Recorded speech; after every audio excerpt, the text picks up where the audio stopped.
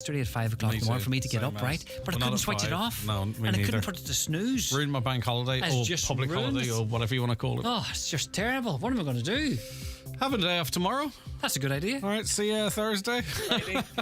All right. It is the 9 till noon show for this Tuesday morning. Let's see if we can keep that right throughout the rest of the day. And it's over to the newsroom. Donald Kavanagh has the headlines. Thank you, Greg. Good morning. Searches continue in Turkey for more survivors. Over 4,000 people now confirmed dead in the earthquake that hit Turkey and Syria in the early hours of yesterday morning. Teams have continued searching through the night. First-time buyers who've been unable to get mortgages could soon be able to avail of loans of up to €360,000 from their local councils. Minister Darragh O'Brien is taking a memo to Cabinet this morning. Last week, Donegal County Council agreed new protocols governing how houses will be assessed and tested for defective blocks before loans are agreed. With more, here's Aoife Kearns. Minister for Housing Darragh O'Brien wants to see income limits and house prices increased under the local authority home loan scheme. The house price limit will increase by €40,000 to €360,000 in Dunleary, Rathdown, South Dublin, Wicklow, Dublin City, Fingal and Kildare, according to the Irish Independent. In Limerick, Waterford, Clare, Wexford, Westmeath and Kilkenny, there's been a €50,000 increase to the limit, which is now €300,000, while in Galway, Cork, Louth and Meath, the house price limit is now €330,000. Other memos which will be presented by ministers today include draft legislation on a statutory domestic violence agency. Ministers are also set to be briefed by the Attorney-General on the government's handling of the nursing homes debacle. Visitors from the US can be charged up to €470 more for accommodation in Ireland compared to Irish customers when booking through third-party sites. New research shows there are price discrepancies across the board for tourism-related services. In some cases, Irish customers are being charged more to stay in a hotel or rent a car than those travelling from the US or UK. The Chief Executive of the Irish Tourism Industry Confederation, Owen O'Mara Walsh, is urging consumers to book directly. A lot of the time, of course, bookings are made via third-party websites or online travel agents. And I suppose the thing to keep in mind is that those third-party websites and so on earn a commission or at times mark up the price that they have. So the price can be a little bit more expensive for the consumers. Ryanair has repeated its call on the Department of Transport to take action against drone activity at Dublin Airport. Flights were suspended for 45 minutes last night after a drone was spotted over the airfield. That means there was 3 days in a row during which flights were disrupted. Ryanair says thousands of its passengers were affected. And half of children surveyed say they spend too much time online. Almost a quarter have admitted they saw something online in the past year that they wouldn't want their parents to know about. The study of 1,600 8 to 12-year-olds is being released today to mark Safer Internet Day. Jane McGarrigle from Webwise is hoping to open a conversation about safety online. Today we're launching the Silent Witness campaign, an awareness campaign developed by Webwise, the Irish Internet Safety Awareness Centre, to explore the topic of online bullying. Developed in consultation with young people, this campaign aims to spark conversations inside and outside the classroom, in homes, online and in the wider community. Mostly cloudy this morning with patchy rain and drizzle, clearing by this afternoon. Clearer, brighter conditions in the late afternoon and into the evening. Highs of 8 to 11 degrees Celsius, near calm conditions. That's Highland Radio News. Back with more at 10 o'clock. At Ulster Bank, our team is continuing to close current and deposit accounts, along with some of our branches. At this time, if your notice period and your deadline has passed, your account is now queued for closure. All personal and business account deadlines are fast approaching. You must take urgent action. If you are still relying on your bank account and in need of more support, please contact us immediately. Visit ulsterbank.ie, your local branch, or call 0818 210 260. Call costs may vary and calls from mobiles may not be free. Ulster Bank Ireland DAC is regulated by the Central Bank of Ireland. The county's #1 talk show, the 9 till noon show on Highland Radio. And now it's time for the talk of the Northwest, the 9 to noon show with Greg Hughes on Highland Radio. Good morning to you. It is 4 minutes past 9 on this Tuesday, the 7th of February 2023. I hope you are well, in fact, and a very good morning to you. Right, how was your weekend? Hopefully it was relaxing for you and you were able to get some time off. And now you're back, Tuesday. Here we go again, a 4-day week. dependent on what hours you work, of course. Right, the lines are open for you. 086 60 25,000. WhatsApps and text to that number, or give us a call on 074 91 25,000. Emails come in to us, comments at highlandradio.com. And if you want to watch the show, hop on to our YouTube channel, Highland Radio Ireland. You can watch on your smart TV, your Fire Stick, laptop, tablet, etc. The same on Facebook, the Facebook app or Facebook Watch, and also on our website, highlandradio.com. Right, lots to get through, so let's crack on with a look at the papers and start with some positive news from the front of the Derry Journal. Recruitment's already underway after financial services IT firm Fintru announced 300 new jobs for Derry as part of a £20 million investment. The company, based at former City Factory on Patrick Street, will now see its Derry workforce double over the next 4 years. Invest NI supporting the new roles, announced after the fast-growing, globally recognised firm last year unveiled another expansion in Letterkenny. On to the Donegal Democrat, and there's widespread shock and sadness in the close-knit fishing community at news that a fisherman drowned while fishing off the Donegal coast. The man, believed to be in his 30s and originally from Eastern Europe, went overboard from the crab vessel on which he was fishing approximately 65 miles northwest of Ironmore on Saturday evening. Weather conditions were challenging at the time, with a 3 to 4 metre swell and high winds. Having received a Mayday call at 8:30pm, Mallinhead Coast Guard coordinated a mission involving Ironmore lifeboat and the R118 helicopter. On arrival, they found that the man had been recovered from the water by crewmates who administered CPR. Sadly, the young fisherman was pronounced dead on board. Our sympathies with his family and friends and work colleagues. And again, not a pleasant evening for our rescue crews to be boating and flying out as they do. The Irish Times this morning, and awful scenes coming out of Turkey and Syria. I think you would all agree. Just absolutely shocking. The absolute force of nature, the complete and utter devastation, the initial impact. But then I'm sure you've all seen those videos of buildings just apparently randomly collapsing. Of course, it's not random, but, after the fact, they seem of sound, in a sound position, and then next thing they just come down like a house of cards. And then those images of people halfway up a multi-storey building looking out where the front of the building used to be. You can see their bathrooms and, the insides of their properties. They not knowing if theirs is to fall next. They've got the death toll here on the front of the paper as 3,000. We know that's going to increase greatly. It's going to be in multiples of that. These stories, as they are covered, are always the same. But there will come a period where people will be buried, and so much time will have passed that they will not expect anyone to be found alive. And it's at that point, really, when you start seeing the death toll increase dramatically. Absolutely horrendous scenes. I'll read from the front of the paper here. International rescue missions were rushing to Turkey and Syria last night after one of the most powerful earthquakes to hit the region in at least a century left more than 3,000 people dead, thousands injured, and an unknown number trapped in rubble. The early morning quake and dozens of aftershocks wiped out entire apartment blocks in Turkey and heaped more destruction on Syrian communities already devastated by years of war, and civil war in Syria is actually complicating rescue missions there.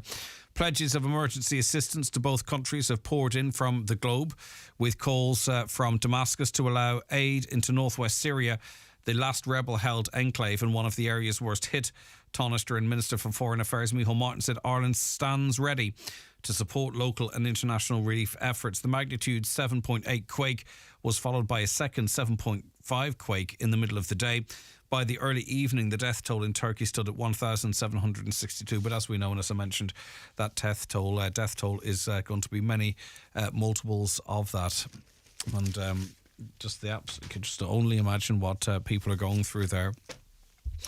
That being said, some of the imagery does bring back recent memories. So there is certainly an understanding of that kind of event and devastation very clear in our minds here in Donegal. On to the Irish Independent now. Exam chiefs struggling to recruit Leaving Cert examiners hoping a pay boost will encourage teachers to give up some of their Easter holidays to run the orals. Rates being offered to teachers for each student they interview will be almost 3 times what they were in 2019. It includes an Easter premium of $10.50 per candidate to reflect the change in timing to bring the exams into the first week of the Easter break, as also happened in 2022. This is on top of a €6 per student satisfactory completion fee introduced as an incentive in 2022, while general pay increases have enhanced the basic rate. Oral examiners working for 5 days and typically covering 14 to 18 interviews per day would expect to earn between €1,616 and €2,614, according to the State Examination Commission. On top of a basic fee of €235, they'll receive €26 per candidate for most oral tests, compared with $9.38 in 2009. So hopefully they get the numbers that are required to complete that task, so there's no delays down the line.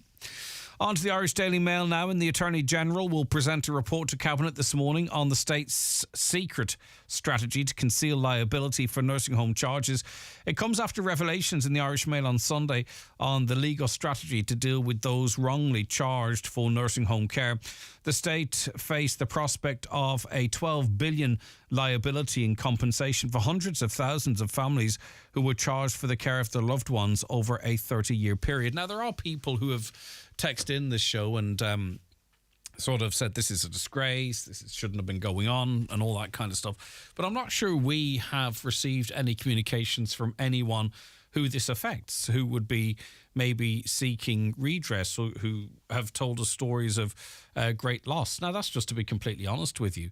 Obviously, people are reading the headlines and think this is terrible what was going on, but we have not really received any calls, and we would normally, ordinarily, even just messages saying this affected me and this happened or that happened. But we really have not been contacted by anyone, unless I'm not aware, who has said this, as a result of this happened to us, and so on and so forth, which I don't know what that says.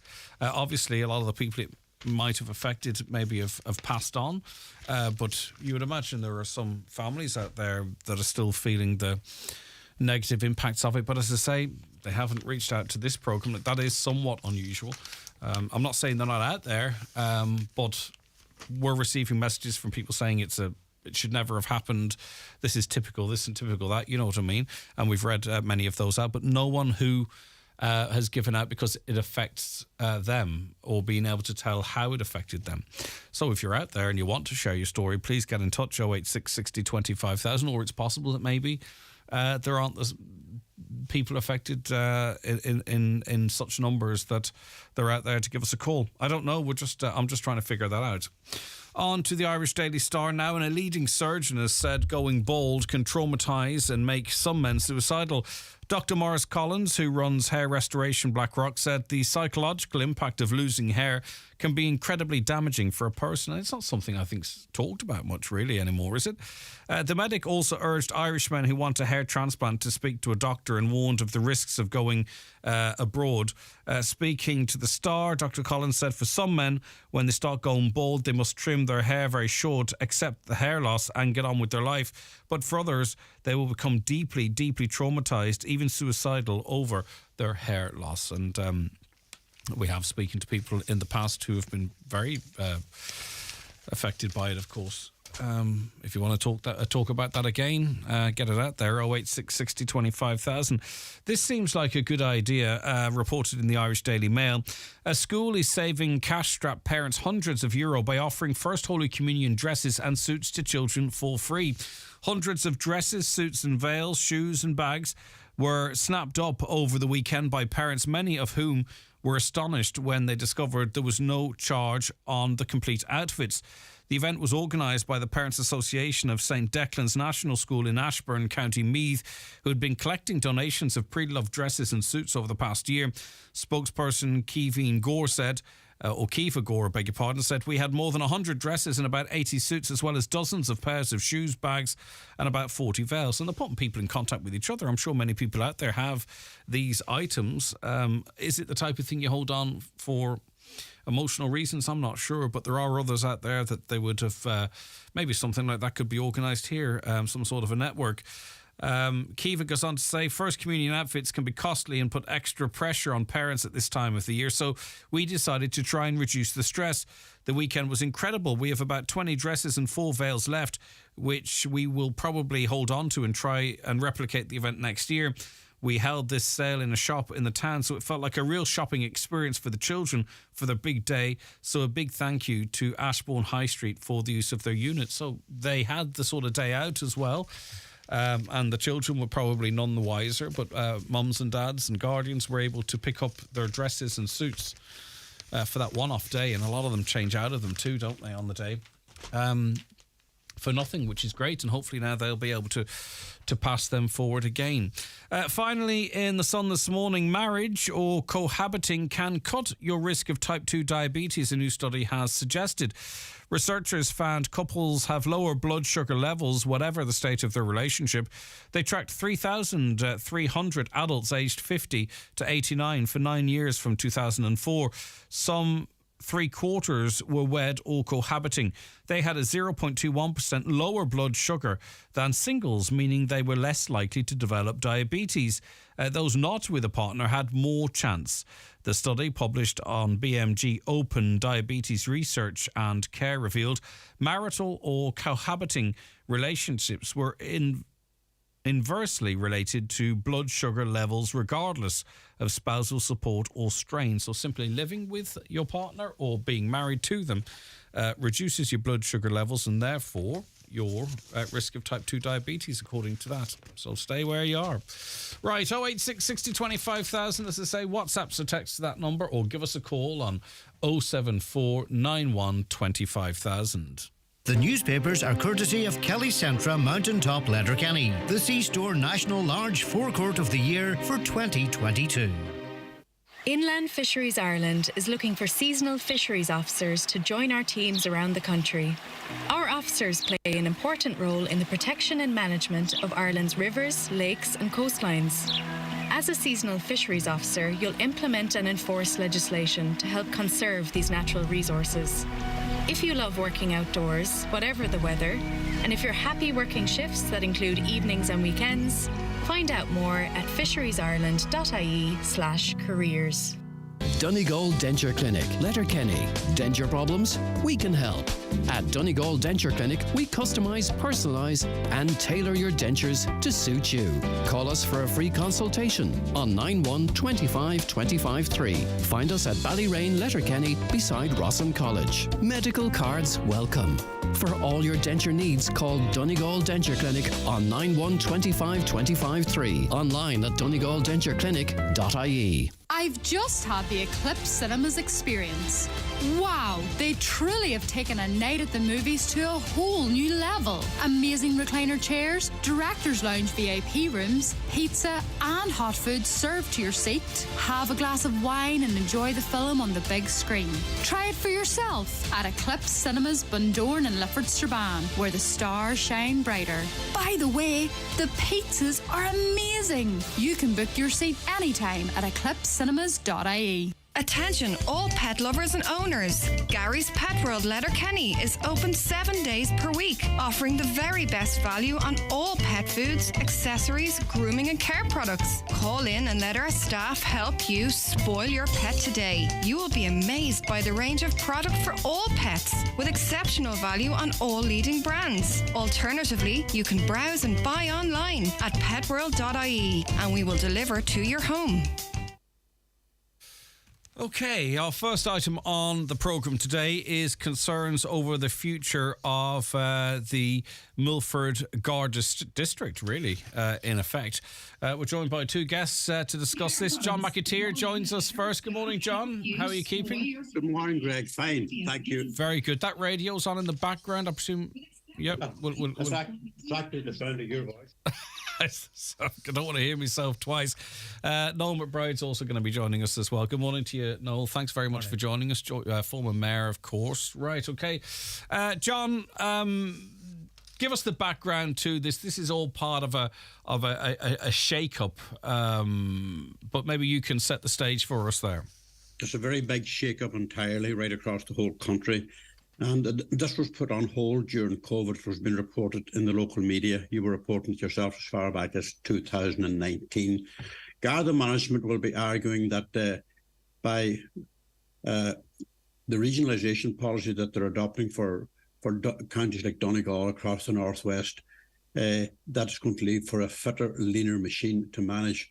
Now, the Garda Representative Association totally disagree with that, and they remain to be convinced that that this will work out. And they point to other services that were rationalised and brought back into Dublin effectively. The benefits of that did not accrue out in rural areas. In fact, it seems to happen that where you take services away from a place like Milford, as we expect their headquarters will go, the personnel and the services there, they tend to migrate with it, to the extent we saw what happened in Glenties 10 years ago. Back in the day, they had 52 officers there, and very quickly, within a couple of years, they were down to a handful. It is that whole thing of what do you cut out of rural Ireland, what do you leave behind? Effectively, government services are just gone. We don't have enough police on the roads. We don't see enough of them to do a good job. They're there. When we need them most, they're there, as we see, road traffic accidents, all of these kind of things. But community policing is about looking after the community and being involved in the community and getting to know the community. And how can Gardaí that are based so far away have any input or any contact with the community? I mean, already we're just looking at stations where Gardaí are assigned to as in community roles. They're rarely, if ever, on duty there. They're brought back into Milford just to make up the numbers, to keep the division ticking over. As personnel, we need not rationalisation, and we need more of them, because it's okay saying that the days of the Garda on foot in the local town is over. There's nobody arguing with that. What we're arguing with is the fact that if you're going to take those services away, those vital services, we're never going to see them coming back here. It's not really been properly explained, has it? And maybe there was an opportunity when Drew Harris was recently in Donegal, how these changes improve policing. Now, we're told that because this will happen, that will happen, and it will be able to do this, that, and the... But there's no explanation as to how these measures will actually improve policing, really, or even maybe, a visible policing model. It's not going to happen. It is not going to happen, because where it's already more advanced than in Donegal as it is down the country, there's no evidence that it is showing any improvements at all, according to our sources in the GRA, and they're totally opposed to it. The general public has remained very aloof on this. As I said, this was taking some shape around 2019, and then COVID came along. For 3 years we've had very, very little by the way of movement. But this work and this progress behind the scenes to make sure that these districts are reconfigured, they're pretty well advanced. And I understand that from April onwards we're going to see changes in Milford. Effectively, if we lose the district headquarters in Milford, as is predicted by people very close to the scene, the service that a district office brings will go to Letterkenny. I mean, how are you going to police the Milford area from Letterkenny, given the size of it? You're going to be policing. Letterkenny will be policing that area of Glenties, along the Guibara and across the river around that area. Glenties, Lettermacawar, Doory, those areas, they'll be policed from Ballyshannon. We don't see or hear tell of any extra Gardaí or any extra resources at all coming into the Milford district. It's quite evident to us for numbers of years. And Gardaí are in a very difficult position, because they can't say very much about this. They're in this very difficult position that they can't talk to the media. We can talk to them right enough. They might not be listening to us very much, but we do gather from GRA representatives that there are difficulties. You don't have to gather it from anyone. You can see it. The absence of Garda patrols at night time is quite startling. I'm driving 16 miles from home. I've 16 miles home every night. I rarely, I think I was stopped maybe last September, You know, it's not that we need to be stopped every day of the week, but you simply don't see them It's there. It's the visible presence, and in and around. It is somewhat different in the south of the county compared to sort of your Milford, Carragart, Downings, all that kind of an area. The Garda just don't seem to be quite as visible down there as they are elsewhere. Stay with me, of course, John. The former mayor of Donegal and former councillor Noel McBride is with us as well. Do you believe this will make a difference as to what's already there? I mean, what's your feelings on it, Noel? What's the mood on the ground? Well, the first thing I'll say is, look, the day Drew Harris was in Lifford meeting the GPC, he was very cagey with his information, I understand. And that's just from people contacting me afterwards that were concerned about it. What I see is, look, we take, for example, the Carragart, Downings area, parish of Meath, where I live, the Fannet area. We are basically losing our rural Garda stations. Our rural Garda are not really there anymore. They come and go. The station's open for a while. Other stations are closed completely. That is not the way the rural areas should be policed. Donegal generally has approximately 6,000 kilometres of road, public road. Now, how is that to be policed under the current situation? It's not been done currently, so if changes take place and Milford loses it's on the verge basically of not being a 24-hour station. Well, look, if you ring it now and say such and such is happening in, you mentioned Carragart there, your call is diverted to Galway anyway. I mean, are we really sort of trying to fight to save something here that's already gone? Well, I think we need to start this fight again. And I'll give you an example now. John might have more information on this than me. But I understand, well, geographically, if you look at the county of Donegal and look at County Kerry, fairly similar, you know, a coastal area. Kerry, I understand, has got its stand-alone Garda district. Okay. And Kerry, I don't know how well it's working, but I would say it's working a lot better than what we're talking about here. We make a phone call, it goes to Galway.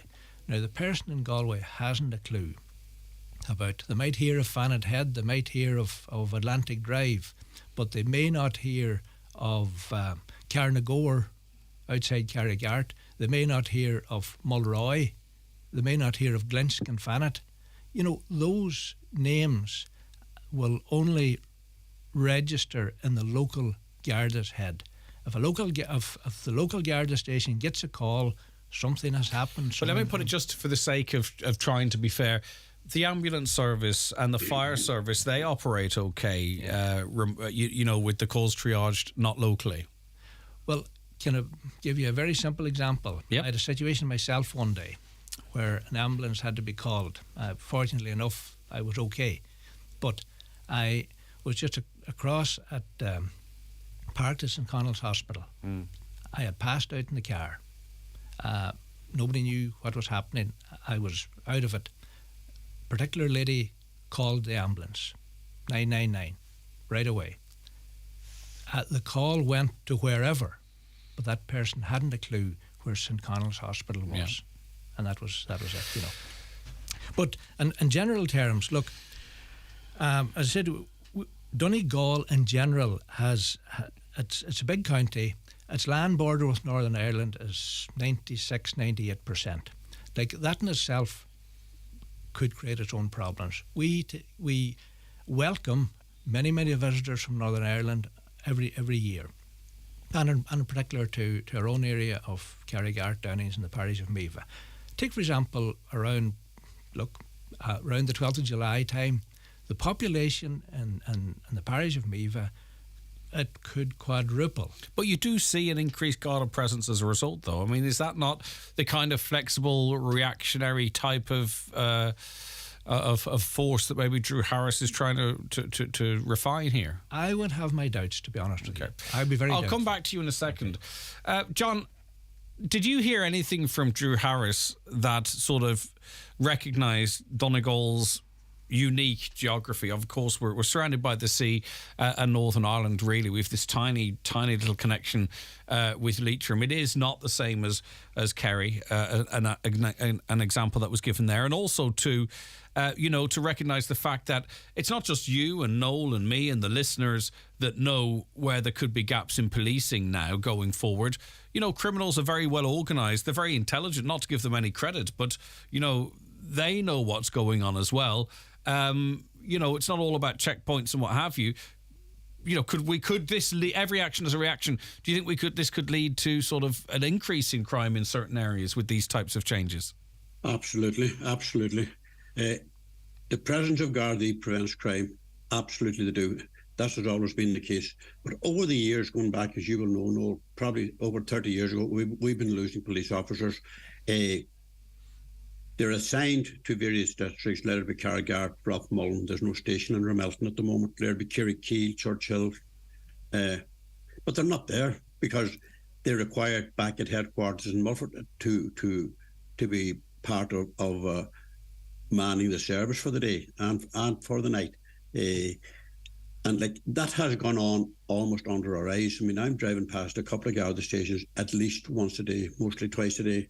I rarely, if ever nowadays, see a Garda on duty or a Garda car present at that station. They're just locked up and they're forgotten about because the manpower's not there. Of course, we have a political system here that should have some input into this. Insofar as the Department of Justice is concerned, services are being taken out of remote areas. Okay, crime is much, much lower, but I keep arguing that back in the day, and you remember this, Noel, we've had a spate of thefts of copper cable here in this area. It's gone on for a number of years. We also had, unfortunately, far too many road fatalities. We had far too much joyriding. It was the vigilance of the Gardaí and their persistence in pursuing that at a local level that put an end to that. And I remember the former Inspector Michael Harrison coming into Milford in place of a super who had been transferred elsewhere. And Michael Harrison flooded the place with resources until he got that resolved, and he did very, very quickly. Now, it is that local policing element that can deliver success. But you take that away over a period, we'll go back to the bad old ways and the bad old days all over again. I have no doubt about that, because you can't leave a full area from Fannet Head to Dunlow and from Letterkenny to Glenties and way beyond that with reduced numbers of policing. We're not going to have dozens of extra policing in the area. The exact opposite is going to be the case, and that's what the Garda Representative Association fear. And they know that that's happening. And they're at a loss in so much as we are in the media. We don't get any feedback anymore from like, if this was 20 years ago, there'd be protests outside Kerry-Keel Garda station, as there were back in days about the phone masts.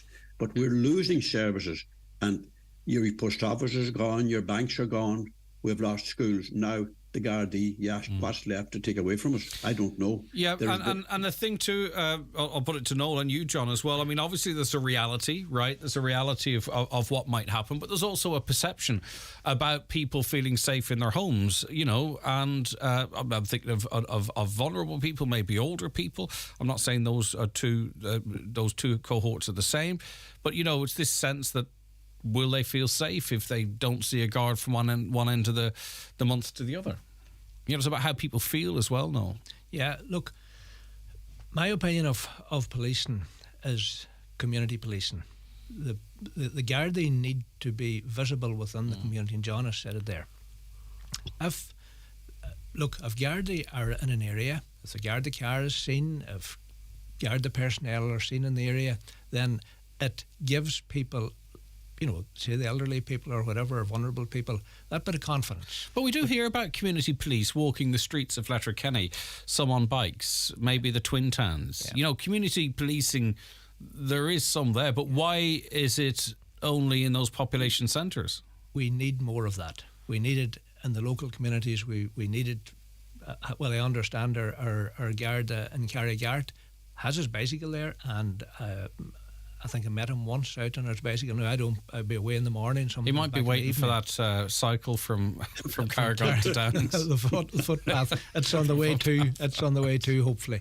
But we're talking about the Garda here today. They need the resources. And to be honest with you, to be very honest with you, look, our politicians, our senior politicians have been very, very quiet. Yes. And John, Noel made a good point there. The Gardaí on the ground near the backing as well, because morale is at an all-time low. I don't think that's an exaggeration. And as you said quite rightly, they can't really speak out en masse. You can have one person that can come out and represent some of the concerns.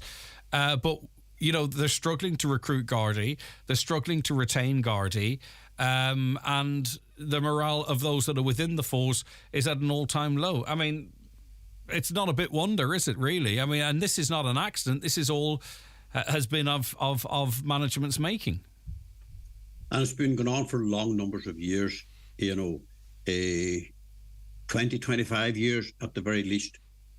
Probably Mulford would have been one of the heavily policed districts back in the day, because of IRA activity and stuff like that. That era is now passed on, but so has the numbers of Gardaí.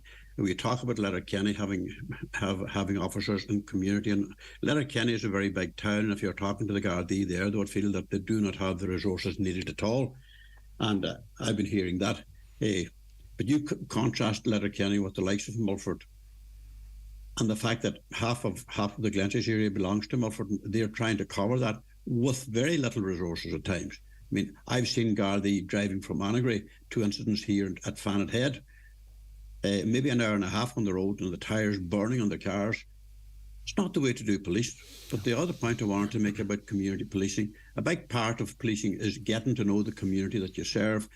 And if they're not in the community and they're not meeting these people, I mean, obtaining information has to come from the public. A Gardaí can't wave a magic wand and say, like, we have got a suspect for this particular crime or whatever. The community has to have the trust in a Garda to lift the phone and say, look, I have a suspicion. You don't have community Gardaí, that's not going to happen. And it is a nonsense about community Gardaí being in various stations. It's just not there, because the Gardaí are called away to Milford, they're called away to whatever other stations are there. But like, we go back to the whole issue of funding. It's all down to funding. Yeah. You can streamline all you like. Like, we see what happens when banking services are streamlined. It just disappears out of that village.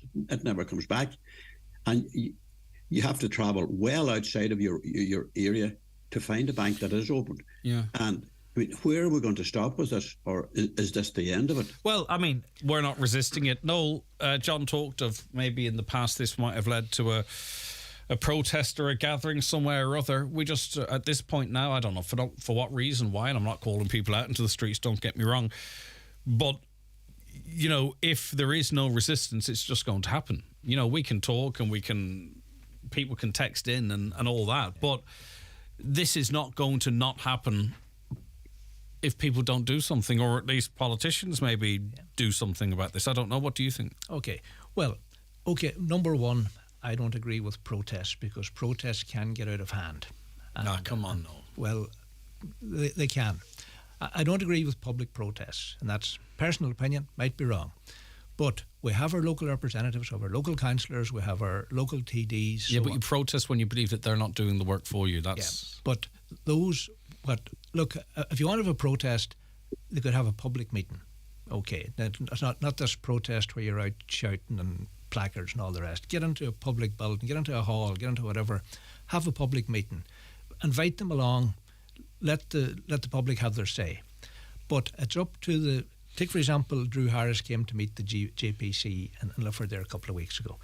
Now, I understand from John's paper, from the Tyrconnell Tribune, and from different people contacting me after that Drew Harris was cagey with his comments. He was holding back.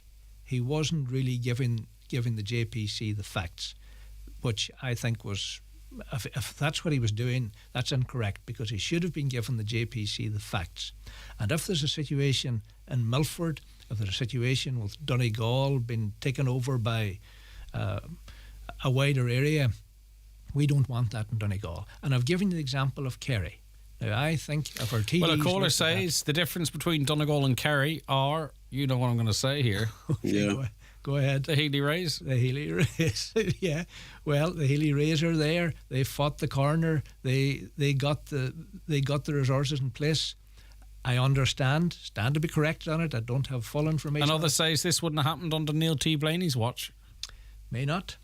Neil T. Blaney was an excellent politician for our county in the day. He got a lot of good work done, not only in Donegal but throughout the country, and I would have had great respect for the man, But we have our TDs there, we have our councillors. They need to stand together and they need to work together to fight the corner on behalf of the people of Donegal. Right. I was there. I'm not there anymore. If I was there today, I'd be calling on everyone in Donegal County Council.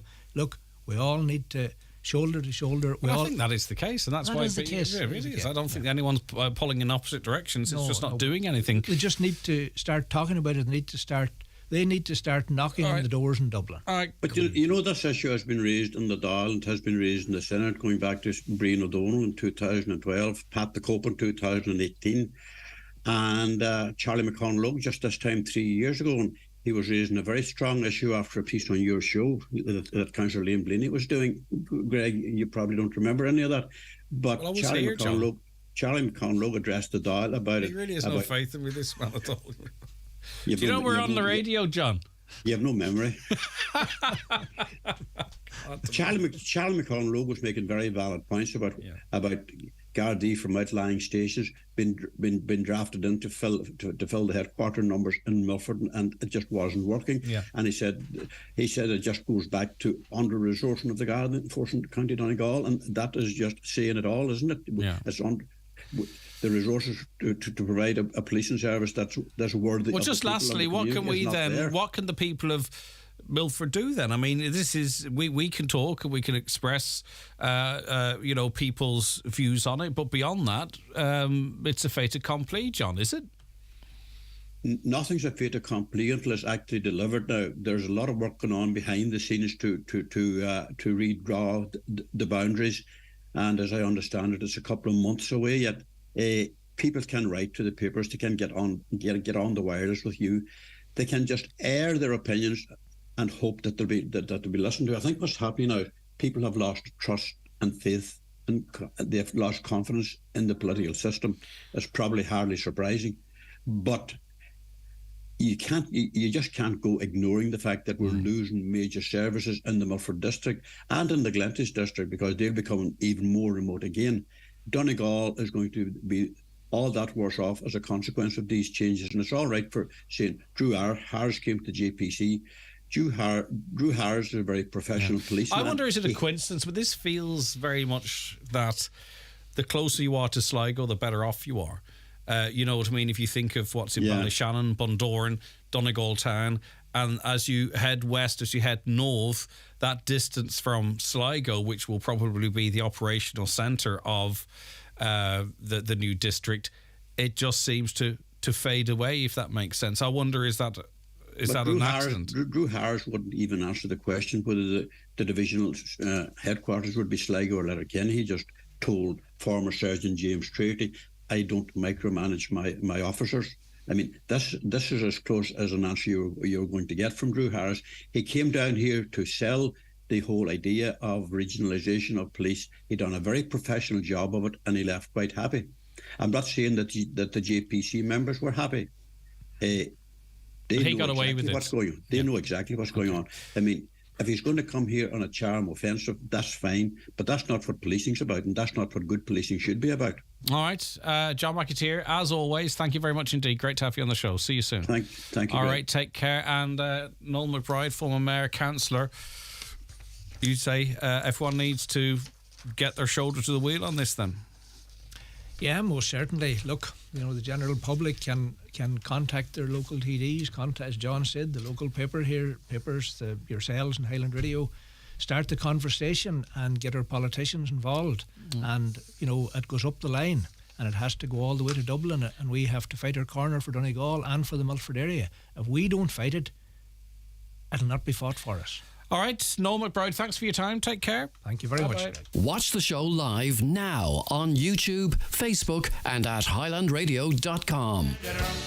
Direct from the West End and rated 5 stars by the BBC, 7 Drunken Nights. The story of the Dubliners is the ultimate feel-good show, coming to Derry's Millennium Forum on Wednesday, February 22nd. Book now at millenniumforum.co.uk or call 04871 264455. Donegal Denture Clinic, Letterkenny. Denture problems? We can help.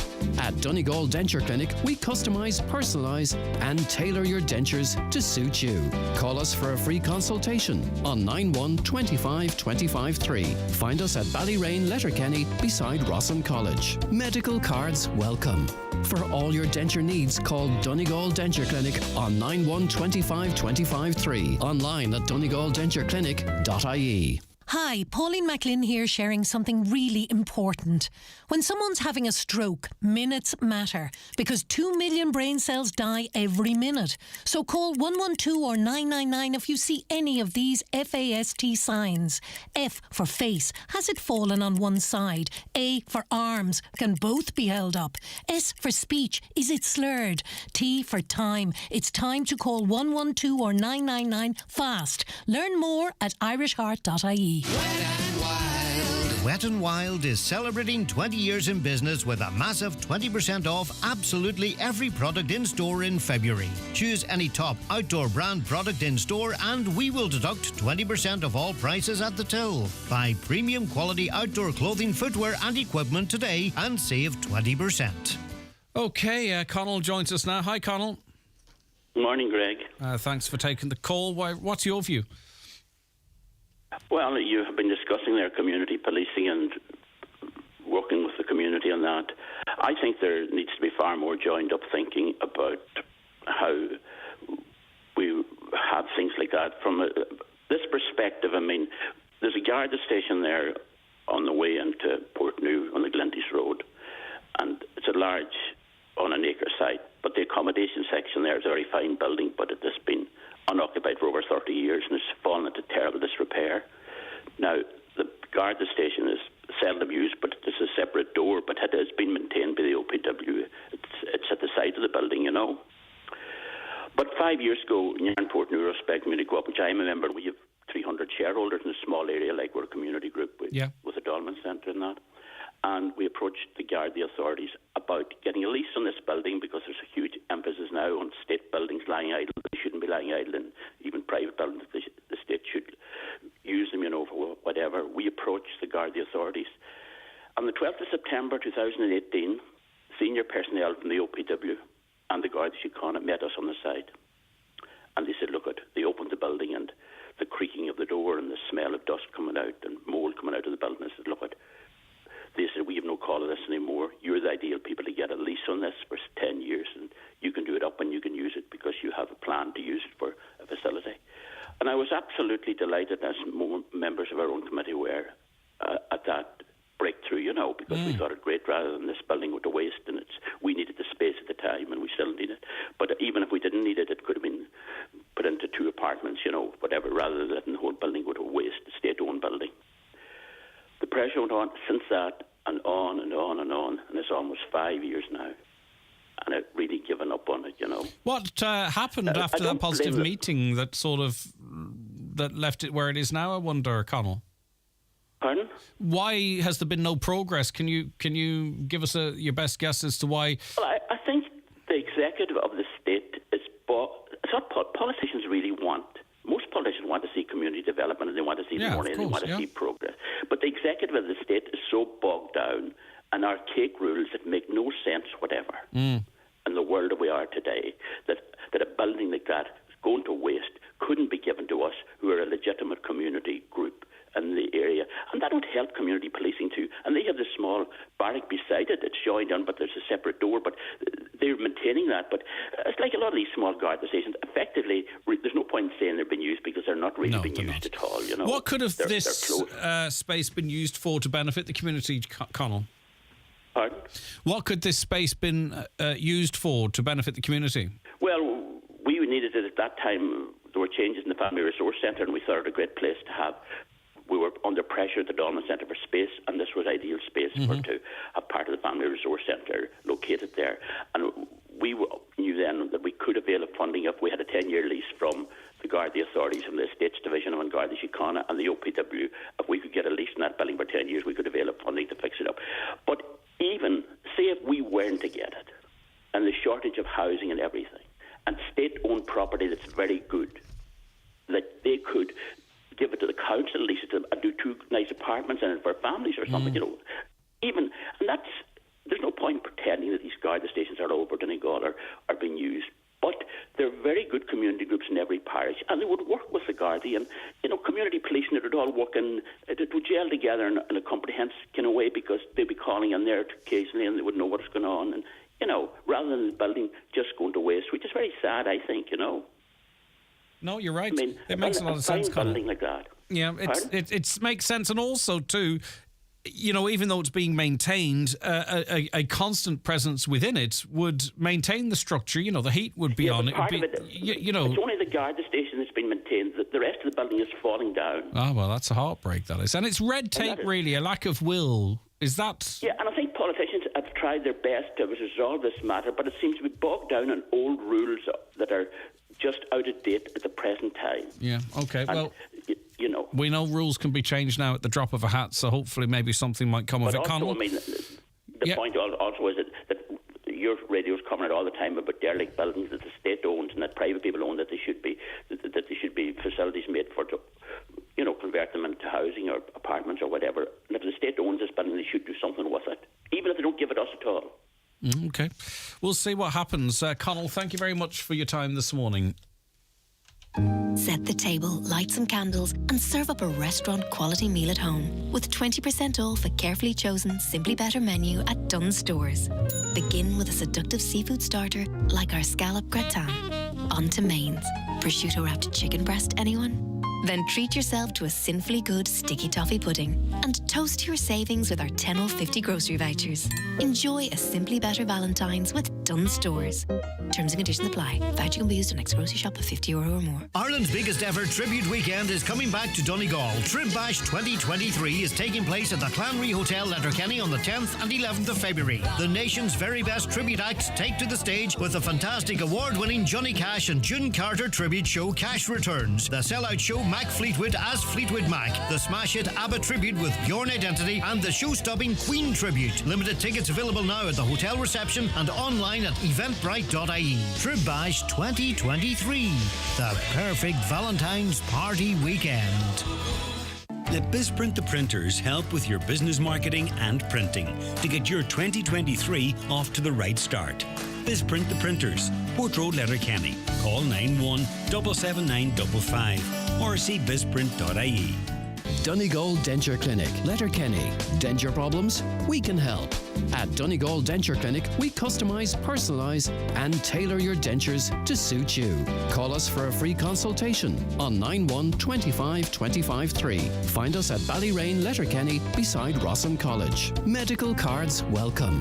For all your denture needs, call Donegal Denture Clinic on 91 25 25 3. Online at donegaldentureclinic.ie. Highland Radio weather updates with Ireland West Airport. From March 26th, Aer Lingus will operate a daily service to London Heathrow, providing onward connections to 80 plus destinations worldwide. Ireland West Airport. Don't just take off, take it easy. Okay, mostly cloudy with patchy rain and drizzle. Clearing by the afternoon, though. Clearer, brighter conditions for the late afternoon and evening. Temperatures at 8 to 11 degrees. The sun is shining in some household today because the National Lottery has confirmed that Donegal's latest €1 million Lotto winning ticket was sold in Burnfoot. And Margaret Tourish is the owner of Burnfoot Service Station. Congratulations to you, Margaret. It's always nice to make someone's, I was going to say make someone's day, but make someone's life by selling them such a valuable ticket. It's great, Greg. Thank you for having us on the show. We are delighted. It's unreal at the moment. Everybody's still so excited. And how do you find out that you have sold the winning ticket, Margaret? Well, on Sunday night, Porrick rang me to say that we had a €1 million winning ticket in our shop. So you can imagine the excitement in the house at that time. So then when we come into the shop in the morning, then it was just all buzz. Now, everybody was... Sorry, the line's just dropped out there, unfortunately, but it's picked back in again. Now, Margaret, we don't know. It's up to whoever is the winner to say whether they've won it or not. It's their right to privacy and all that. But obviously, the big buzz around town, I'm sure, is who bought this winning ticket. We had great crack and speculation yesterday now. One of our locals, Dennis, he wanted a picture with one of the signs. And there was a lot of speculation there. Even on social media, you'll see there's people putting up posts with fancy cars, but people are having the crack with it. Yes, definitely. But we have a lot of passing trade to the Inishowen Peninsula on holidays, and we've the D&I engineering beside us, and then you have all your locals and your passing trade. So there's a big wide range of people there. Yep, the who owns that ticket, they could be from anywhere, really, effectively. They're not necessarily from the local area.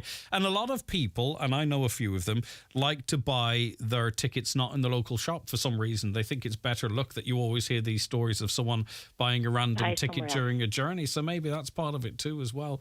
But listen, go ahead, Margaret. Well, and before this, our biggest one was 2,000. We had one on the Maybank holiday weekend. We had one in the Halloween bank holiday weekend. And then yesterday, which was Friday, on the St. Bridget's bank holiday weekend. So we're very lucky that there is something about us and the Lotto on the bank holiday weekends. I know where I'm going next long weekend. You know you're... I'll see you there. Come here. For sure. But maybe, because it's quick pick too, which is nice to see. Maybe you bought it, Margaret, and you'll keep it on the queue too. And part of the cover story is you're going to go on Highlands and then no one will suspect it's you. Well, you never know. I'm saying nothing. Okay, listen, congratulations. I'm sure everyone's having the crack with it as well, and it's good to get some good news. I would like to wish whoever has won the ticket on the €1 million all the best of luck from all of us here in Burnfoot Service Station, and I hope it brings them a lot of good luck and to pay off maybe some bills and years of happiness and good health. And I think it's that kind of amount that would set you up, but it wouldn't drive you crazy either. Definitely, and it is a very nice amount. Yeah. I do believe that hopefully it'll make someone very happy. I'm sure it will. All right, Margaret, listen, thank you so much and for being a good sport. I really appreciate you coming on. Take care of yourself and best... And Greg, thank you very much for having us on your show. I really appreciate it. Well, it's our pleasure and best wishes to everybody. Margaret Turish there, owner of Burnfoot Service Station. Was it you? Are you a millionaire? Wouldn't it be nice? Okay, I'd love it. Just want to let you know that a charity tractor run in memory of Patsy McLaughlin is taking place on Sunday the 19th of February. It's €20 per tractor to enter. Entry fee includes a burger and a drink. All proceeds in aid of the orthopaedic ward in Letterkenny University Hospital. Now, registration is from 11:30am on Sunday the 19th. Leaving McLaughlin's Yard at 1:30pm sharp, returning to Pine Hill Industrial Estate, Mountaintop. Raffle on the day at 4pm. Permit granted. So if you want to get dust off the tractor for a tractor run, you can do that on Sunday the 19th of February. It's in memory of Patsy McLaughlin and all proceeds in aid of the orthopaedic ward in Letterkenny University Hospital. Registration on the morning at 11:30, leaving McLaughlin's Yard at 1:30pm sharp and then returning to Pine Hill Industrial Estate, Mountaintop. Raffle on the day at 4pm. So maybe that's something that you want to get involved in and support a great cause there. We'll be back with much more in the programme, including community Garda information after we take a break for the news. With 231 well underway, are you calling in for a look? Sure, call in for a cup of tea or a coffee and let our sales executives show you the options available in our new Nissan range. With an unbeatable range of vehicles, there's only one garage to visit for your next purchase, and that's iMotors. Visit us in Letterkenny or Malin, or visit imotors.ie. Direct from the West End and rated 5 stars by the BBC, 7 Drunken Nights. The story of the Dubliners is the ultimate feel-good show, coming to Derry's Millennium Forum on Wednesday, February 22nd. Book now at millenniumforum.co.uk or call 04871 264455. Ladies, get in shape this year at Fitness Express Canal Road, Letterkenny with their personalised fitness and weight loss programmes. Fitness Express Letterkenny 9109000. Donegal IFA County Executive Annual General Meeting will take place in the Clanry Hotel, Letterkenny on Tuesday 7th of February at 8 p.m. Guest speaker is Mr Tim Cullinan, IFA President, and all farmers are welcome. Join Marty Friel this and every Friday night from 8 till 10 p.m. with Rockin' Hits on Highland Radio in association with Arena 7. Wayne's World Kids Adventure Centre at Arena 7 is a must visit in Letterkenny. See arena7.ie for more info.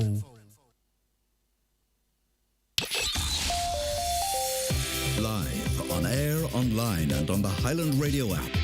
This is Highland Radio News.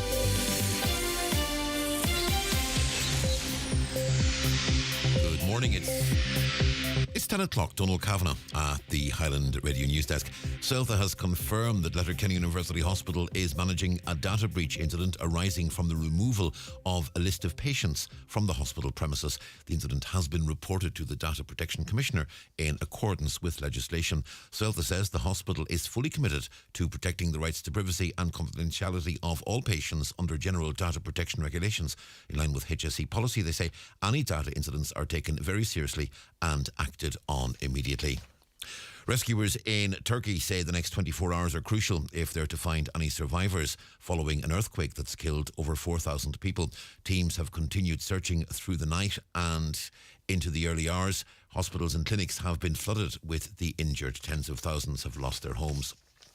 First-time buyers who've been unable to get mortgages up to now could soon be able to avail of loans of up to €360,000 from their local councils. The memo is to be brought to Cabinet this morning by the Housing Minister. Last week, Donegal County Council agreed new protocols governing how houses will be assessed and tested for defective blocks before loans are agreed. With more, here's Aoife Kearns. Minister for Housing Darragh O'Brien wants to see income limits and house prices increased under the local authority home loan scheme. The house price limit will increase by €40,000 to €360,000 in Dunleary, Rathdown, South Dublin, Wicklow, Dublin City, Fingal and Kildare, according to the Irish Independent. In Limerick, Waterford, Clare, Wexford, Westmeath and Kilkenny, there's been a €50,000 increase to the limit, which is now €300,000. While in Galway, Cork, Louth and Meath, the house price limit is now €330,000. Other memos which will be presented by ministers today include draft legislation on a statutory domestic violence agency. Ministers are also set to be briefed by the Attorney-General on the government's handling of the nursing homes debacle. A former mayor of Donegal says there needs to be a major public conversation about Garda structures in Donegal, particularly in what is now the Milford Garda district. Noel McBride, a community activist in the Meafa Carrigart area, says the restructuring of Garda stations in the county will see the areas being covered becoming bigger, while the number of Gardaí covering them becomes smaller. He believes there's a very real risk that Milford station could go from being a district headquarters to losing its 24-hour status. That, Mr McBride says, is something Commissioner Drew Harris should have been a lot clearer on during his recent visit to Donegal. The day Drew Harris was in Lifford meeting the GPC, he was very cagey with his information, I understand. Take, for example, the Carrigart Downings area, parish of Meafa, where I live, the Fanad area. We are basically losing our rural Garda stations. Our rural Garda are not really there anymore. They come and go. The station's open for a while. Other stations are closed completely. That is not the way the rural areas should be policed. Visitors from the US can be charged over €470 more for accommodation in Ireland compared to Irish customers when booking through third-party sites. New research shows there are price discrepancies across the board for tourism-related services. In some cases, Irish customers are being charged more to stay in a hotel or rent a car than those travelling from the US or UK. Chief Executive of the Irish Tourism Industry Confederation, Owen O'Mara Walsh, is encouraging consumers to book directly. A lot of the time, of course, bookings are made via third-party websites or online travel agents. And I suppose the thing to keep in mind is that those third-party websites and so on earn a commission or at times mark up the price that they have. So the price can be a little bit more expensive for the consumers. Half of children surveyed recently say they spend too much time online. Almost a quarter have admitted they saw something online in the past year that they wouldn't want their parents to know about. The study of 1,600 8 to 12-year-olds is being released to mark Safer Internet Day. Jane McGarrigle from Webwise is hoping this will open conversations about safety online. Today we're launching the Silent Witness campaign, an awareness campaign developed by Webwise, the Irish Internet Safety Awareness Centre, to explore the topic of online bullying. Developed in consultation with young people, this campaign aims to spark conversations inside and outside the classroom, in homes, online and in the wider community.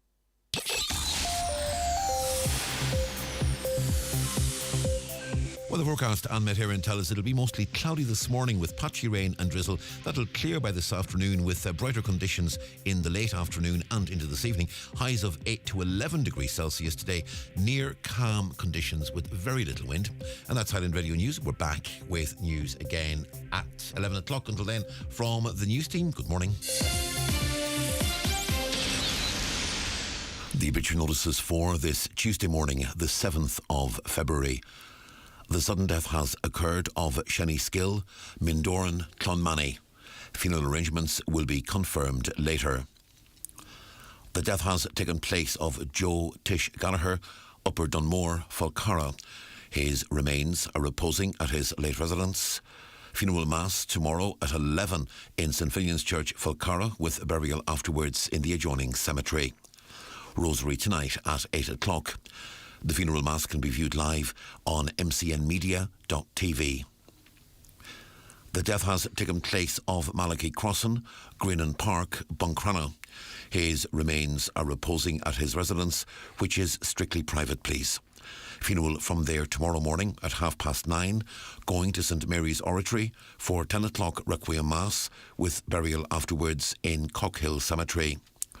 Family flowers only, please. Donations in lieu if desired to the Donegal Hospice, care of any family member, or McLaughlin and McLaughlin Funeral Directors. The Mass can be viewed live online on the St Mary's Oratory webcam. The death has taken place of Pat Boland, Knockstoller, Bunbeg, originally from Swinford, County Mayo. His remains are reposing at St Mary's Church, Derrybeg. Funeral Mass tomorrow morning at 11 with interment afterwards in Maharagallen Cemetery. The funeral mass can be viewed live on Kieran Rorty Funeral Director's Facebook page. The death has occurred of baby Blohin O'Riordan, Letterkenny and Killybegs, daughter of Liam and Natasha O'Riordan. Funeral this morning at 11 o'clock in the Church of St Mary of the Visitation, Killybegs, with burial afterwards in the local cemetery. Donations, if desired, to Féileacáin, the Stillbirth and Neonatal Death Association of Ireland. The death has taken place of John McGettigan, 2 Glenree, Carrigart. His remains are reposing at the Church of St John the Baptist, Carrigart. Funeral Mass this morning at 11 with interment afterwards in the adjoining cemetery. Family flowers only, please. And the death has taken place of Nuala Deans, née Sharkey, 25 Park Road, Strabane, formerly of Lower Main Street, Strabane. Funeral leaving her home this morning at 11:20 for Requiem Mass in the Church of the Immaculate Conception, Strabane, at 12 noon. Interment afterwards in Sacred Heart Cemetery, Derry Road, Strabane. The Requiem Mass can be viewed live via the parish webcam. And the death has occurred of Danny Boyle, Owen, Lochanure. Funeral Mass this morning at 11 in Star of the Sea Church, Annagry, with interment afterwards in the new cemetery. For more details, including any family health guidelines for wakes and funerals, please go to highlandradio.com.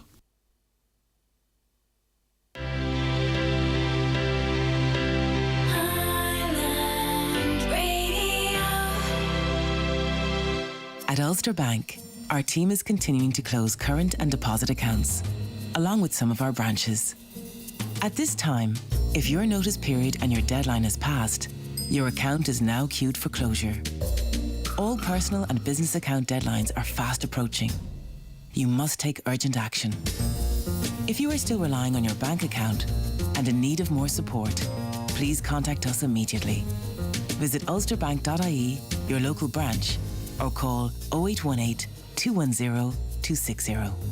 Call costs may vary and calls from mobiles may not be free. Ulster Bank Ireland DAC is regulated by the Central Bank of Ireland. The county's #1 talk show, the 9 till noon show on Highland Radio. Very good morning to you. If you're just joining us on the programme, welcome back. If you've been with us since 9, still plenty to come in a moment. We will be doing community Garda information, where we have a member of the force in with the latest appeals and information. We were talking earlier on about an initiative down in Meath where they gathered up, formerly used First Communion dresses and suits and what have you, and put them in a shop in the local vicinity, and then people called in and took them for free, so they had the whole shopping experience but not the cost. Apparently Skullmora in Buncrana is also doing a free communion outfit service. Fair play, that's a good idea. Greg, I had a great bank holiday weekend off and did a wee bit of shopping, but I was very surprised to be charged for paper bags in shops. When did this come into effect and what's it all about? Is it even legal? Well, listen, they're selling it to you. Do you want a paper bag? Yeah, all right, that's such and such. I mean, it's a transaction. Of course it's legal. They can charge you for anything. I haven't seen it before myself, but there you go. Let me see. There was another thing I wanted to get through here. Could you ask Greg what's the situation with the GP visit cards for over 6s? My daughter's has expired and we don't have a medical card. HSE cannot provide any clarification, even though an extension was announced in the 2023 budget. Well, listen, you ask, we get the answer. So let's see if it's a satisfactory answer for you. The Department of Health and the HSE have made preparations for the expansion of free GP care to all children aged 6 and 7. Engagements with the INMO representing GPs in relation to the necessary fee structures remains ongoing, with the intention of introducing the service as early as possible. So you were correct. You did hear it in the budget, but negotiations between the HSE and GPs reps are ongoing to agree a fee. And as soon as that's done, as early as possible, they say, then that service will be extended as was announced. Okay, so maybe don't hold your breath, but nothing. I mean, hopefully that's a bit of clarity for you anyway. Right, okay, we've lots to get through, so let's crack straight on with the bingo numbers if you're playing today. Good luck, here they are. It's time for NCBI Bingo on Highland Radio. It's Tuesday the 7th of February. You're playing on the brown sheet. The reference number is S7. It's game number 6. The numbers are 64, 24, 79, 46, 76, 53, 19, 69, 30, and finally 54. Phone your claim to 9104833 before 8 tonight, leaving your name, contact number and the name of the shop where you purchased your book, and we'll call you back the next working day. Get all your NCBI bingo information at highlandradio.com. Mr. Blue Sky, please tell us why. The Euro Millions jackpot is an estimated €35 million. Play responsibly in-store, in-app or at lottery.ie. The National Lottery. It could be you. If you're about to use an electrical appliance, like your hairdryer, which uses a lot of energy, just ask the question, is this a good time? Yeah, electricity demand's fairly low. You're looking good. If it's before 5 p.m. or after 7 p.m, it is a good time because it's outside of peak hours when less of us are using electricity at the same time. To find out the best times for your electricity usage, sign up to our pilot at esbnetworks.ie/pilot. If I learned one thing in the last year, it's that falling into debt can happen to anyone. Luckily, I heard about the ISI, the Insolvency Service of Ireland. Their professional advisors can help you restructure or even write off your debt. The first thing they said to me was, every debt problem has a solution.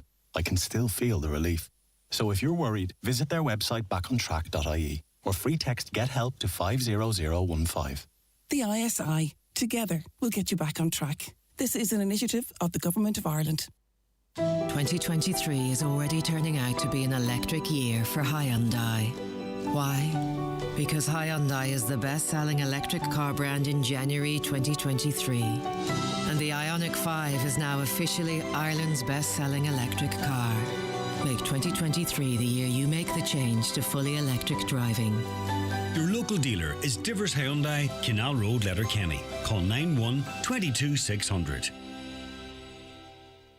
The Community Garda information slot is brought to you by Sheridan Security Systems, protecting what you value most.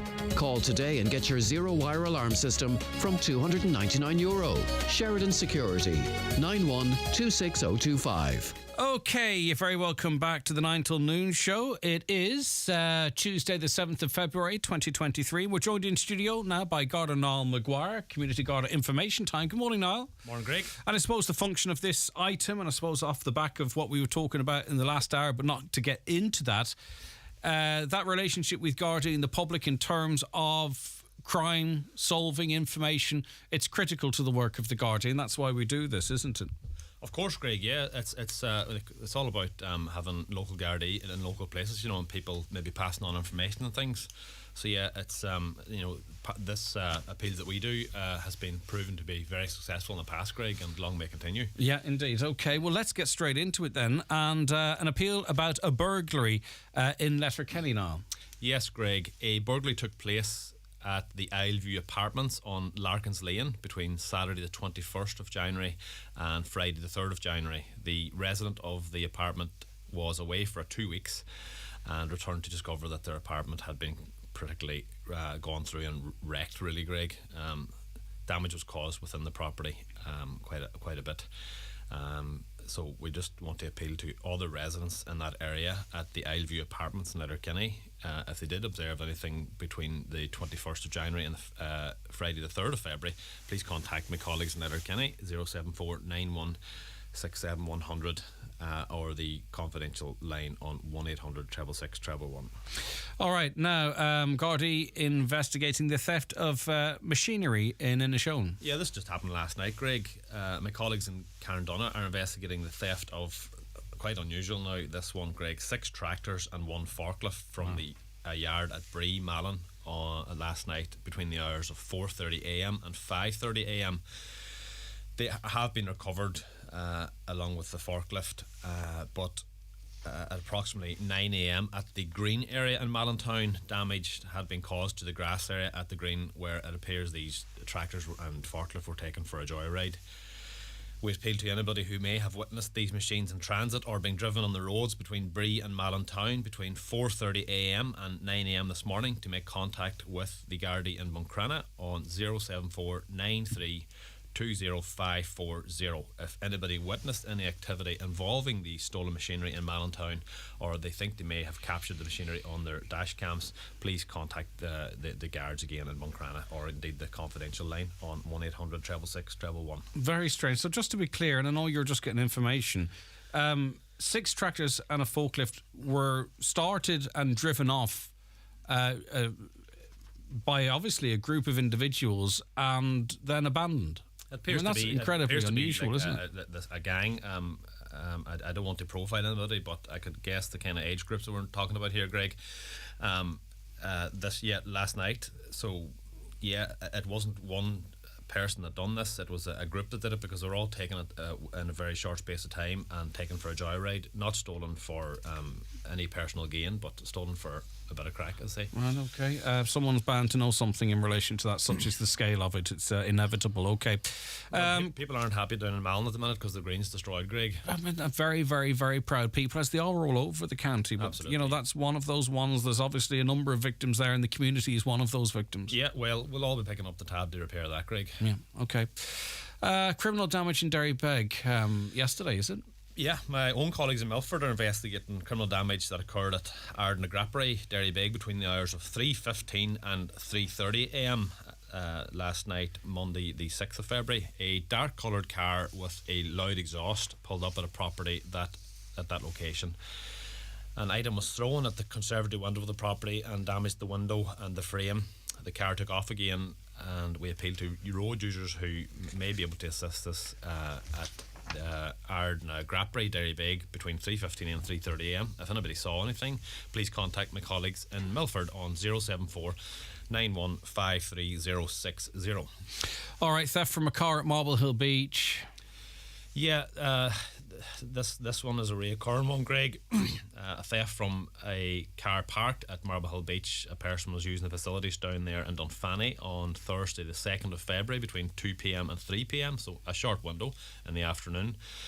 A lady parked her car and went for a walk. When she returned, she noticed that the rear number plate had been removed and taken from her car. Now, I can't give you the number plate, Greg, because that's still registered to this lady's car. I don't want people maybe spotting this lady driving around and reporting her, but certainly if anybody noticed somebody screwing at a number plate in broad daylight at Marble Hill Beach last Thursday between 2 and 3, please contact the guards either in Milford or Dunfanny. Yeah, and we can't speak to the motivation, but obviously, yeah, it's not good. It's not good. Yeah, okay, because it doesn't make sense otherwise, and it's difficult for you guys because you can't really flag it to the public because this lady, it's still associated with her. But I'm sure it's been noted in case it does turn up somewhere. Yeah, and we have ANPR on some of our vehicles, Greg, which is an automatic number plate recognition system, and the number plate will be flagged, and hopefully, if it drives past any of the Garda vehicles that are equipped with it, it'll be flagged. Yeah, all right, okay. Right, road traffic collision in Stranraer. People, Garda looking for witnesses, I presume. Yeah, between Millbrae, Stranraer, between 7:30 p.m. on Saturday the 4th of February and 12:55 p.m. on Sunday the 5th of February, a resident had parked a vehicle outside their home at Millbrae, and at some stage between those hours it was struck by another vehicle and damage was caused along the passenger side. We appeal to anybody who travelled in the Millbrae area and who may have witnessed the collision to contact the Garda in Letterkenny, 074 9167 100. Obviously that's a hit and run, Greg. The vehicle failed to stop. All right, okay. And of course, someone's landed back with the damaged vehicle as well. I think it's in everyone's best interest to come forward in that regard. Yeah, I have no more information on that one, Greg, unfortunately. Okay, no, that's okay. Now, Garda in Buncrana investigating a collision. Yeah, a car was parked at a takeaway premises in Buncrana, Burnfoot. Burnfoot village on Saturday the 4th of February between 7:20 p.m. and 7:40 p.m, so just a 20-minute window there in the evening time. It was struck by a white van. Unfortunately, the driver of the white van, who was attempting to park at the premises, smashed into this car and then again drove off, Greg, without reporting given his necessary information.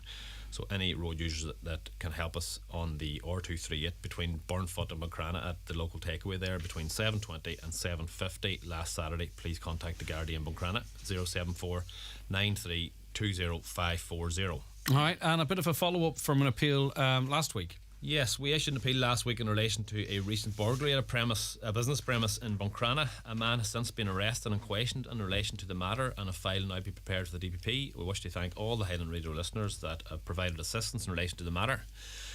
Further to other appeals, Greg, I just want to add that on the night of 31st of January, a car was stolen within Letterkenny town, and a few hours later, on February the 1st, the stolen car was located by the Letterkenny Roads Policing Unit, and the driver was arrested.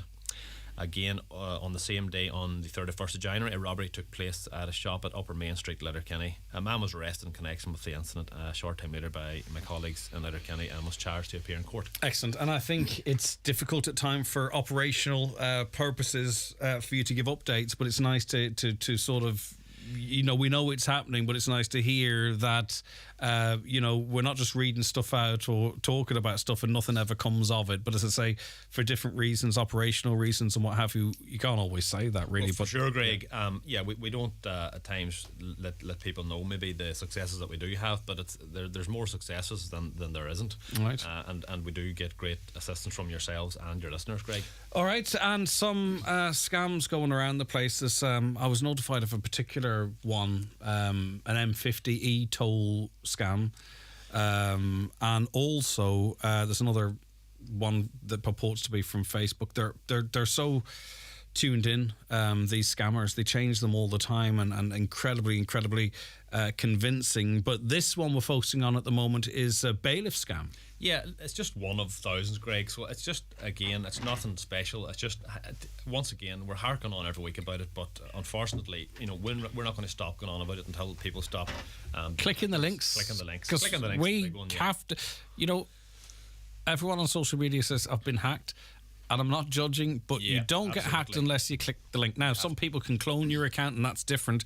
But if it goes, wow, look what I found, and you click that link because we're curious creatures, us humans, that's how you end up in bother. Yeah, I know. I nearly had one myself last week, Greg, that it came up on email because my own email address is my name. You know, I know some people don't have their full name in their email address, but mine's is. And it came up with my name saying, this is your invoice that you requested. And like, you know, we do a lot of online business. Yeah, of course. Chance of creating an invoice, but after I thought about it for a couple of seconds, like, oh no, that's and you have to check yourself. I was so close to inputting my password.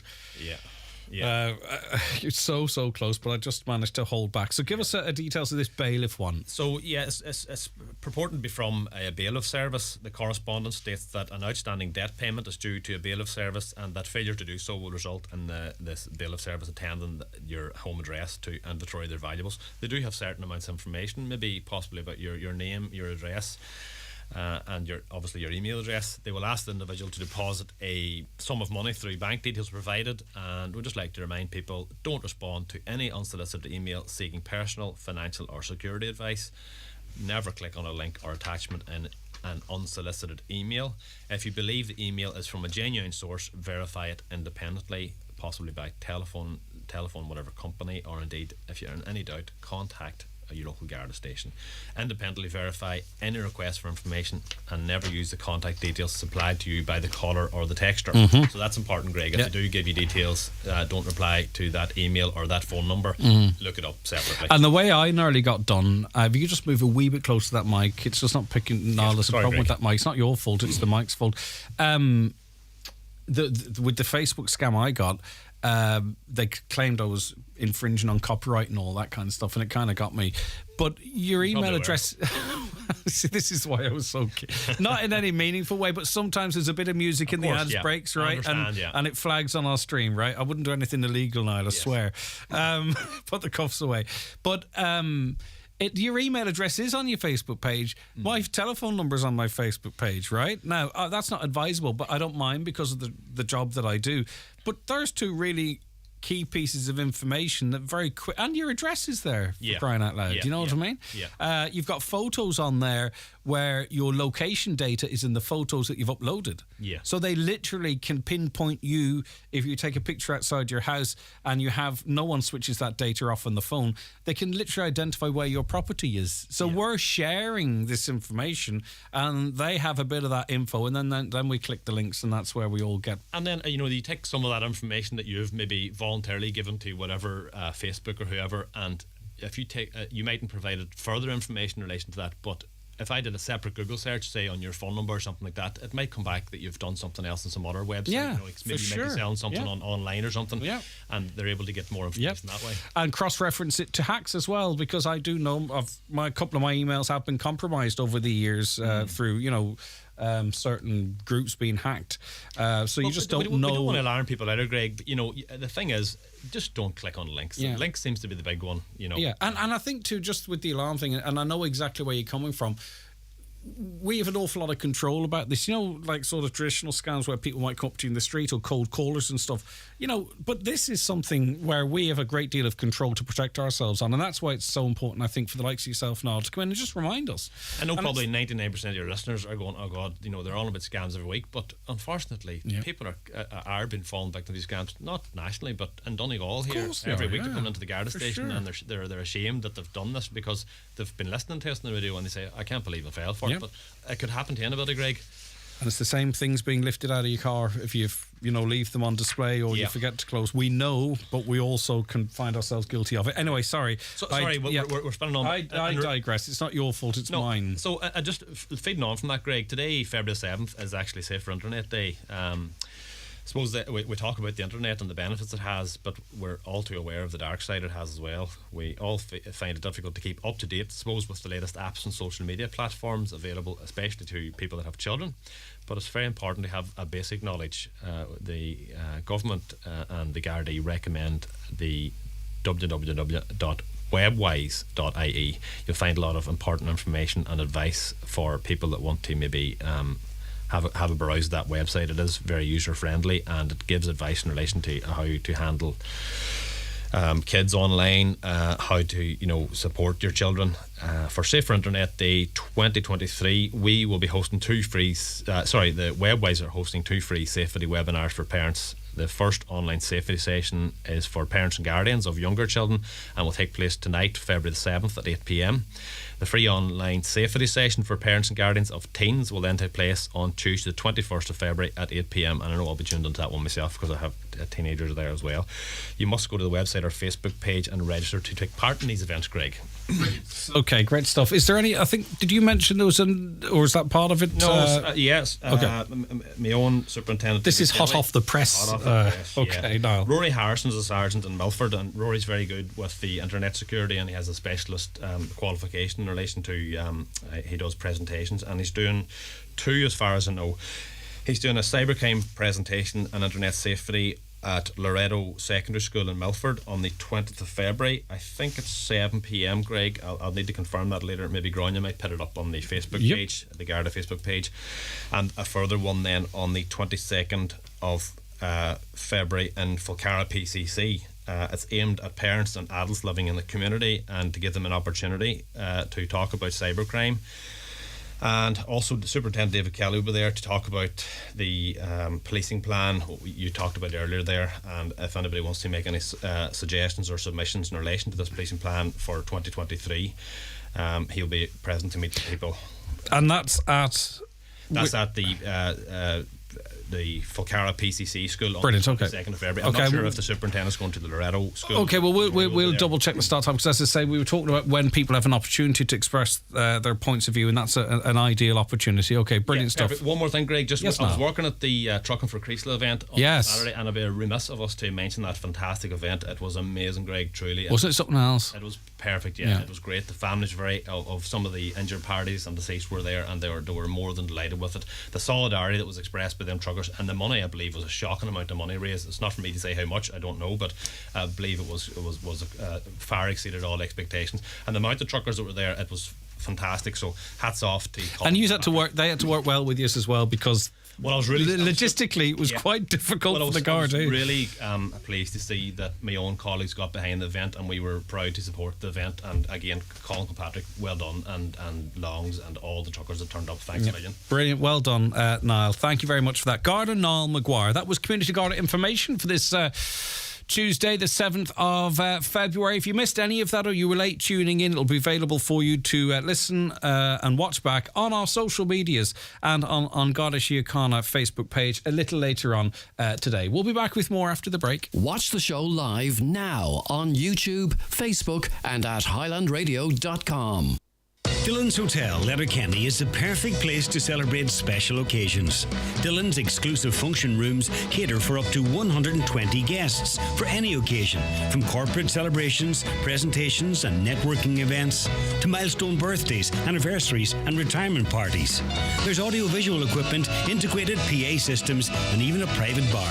Dillon's Hotel, perfectly located in Letterkenny Town Centre with award-winning food and 5-star service. Call 91-22977. Direct from the West End and rated 5 stars by the BBC, 7 Drunken Nights. The story of the Dubliners is the ultimate feel-good show, coming to Derry's Millennium Forum on Wednesday, February 22nd. Book now at millenniumforum.co.uk or call 04871 264455. McCullough Jewellers in Letterkenny are synonymous with fine jewellery, quality watches and giftware. With stores at Main Street, Letterkenny and the Letterkenny Shopping Centre or online at ormccullough.com. You can choose from their quality product range in a relaxed atmosphere, and their sales staff will be happy to help you make the right choice, whatever the occasion. McCullough Jewellers, making moments magical for generations. At Hickey, Clark and Langan Insurance Brokers, they compare quotes from all the leading insurers, so you get a great price. Home, motor and van, farm, holiday home, travel and liability insurance, they quote them all. So if the worst happens, you're covered. For a competitive insurance quote today, call Hickey, Clark and Langan on 9126688 or pop into their office at Ballymacool, Letterkenny. Hickey, Clark and Langan General Insurances Limited, trading as Hickey, Clark and Langan, is regulated by the Central Bank of Ireland. Ladies, get in shape this year at Fitness Express Canal Road, Letterkenny with their personalised fitness and weight loss programmes. Fitness Express Letterkenny 9109000. Okay, I think we've all been greatly moved by the awful events that we are witnessing. And just such is the way news is now, we are almost witnessing it as live. And these are the awful earthquakes that have struck Turkey. Mehmet, I beg your pardon, lives in Matmutlar, which is 600 kilometres from where the earthquake happened. But such was the event that I'm sure Mehmet felt the tremors. Mehmet, good morning, and I'm sorry for what your fellow country people are going through. This is just on a scale, an apocalyptic scale. Good morning, Craig. Yeah, it is a big disaster here. Nearly 6,000 buildings are destroyed and 3,500 people lost their life. But this number is increasing as the hours pass. And 25,000 people are injured. It happened yesterday at 4 o'clock. It was 7.7, but it happened twice. The second one, 7.6. It's in the southeast where my parents live, but I'm living in Mamutlar here, which is 600 kilometers away from there. And here is we felt it also a little bit. But there was the heavy one, and many people lost their life, and debris removal works continues. It's horrible. It's horrible what happened. And just the way life is now, we're seeing and hearing the same news that you are, Mehmet. Obviously, there was the initial devastation, but I'm sure you've seen those videos of buildings that looked to have survived the earthquake subsequently collapsing and people running for their lives. I mean, we really don't know how bad this is going to be, do we? Yes, we don't know still, and people still there.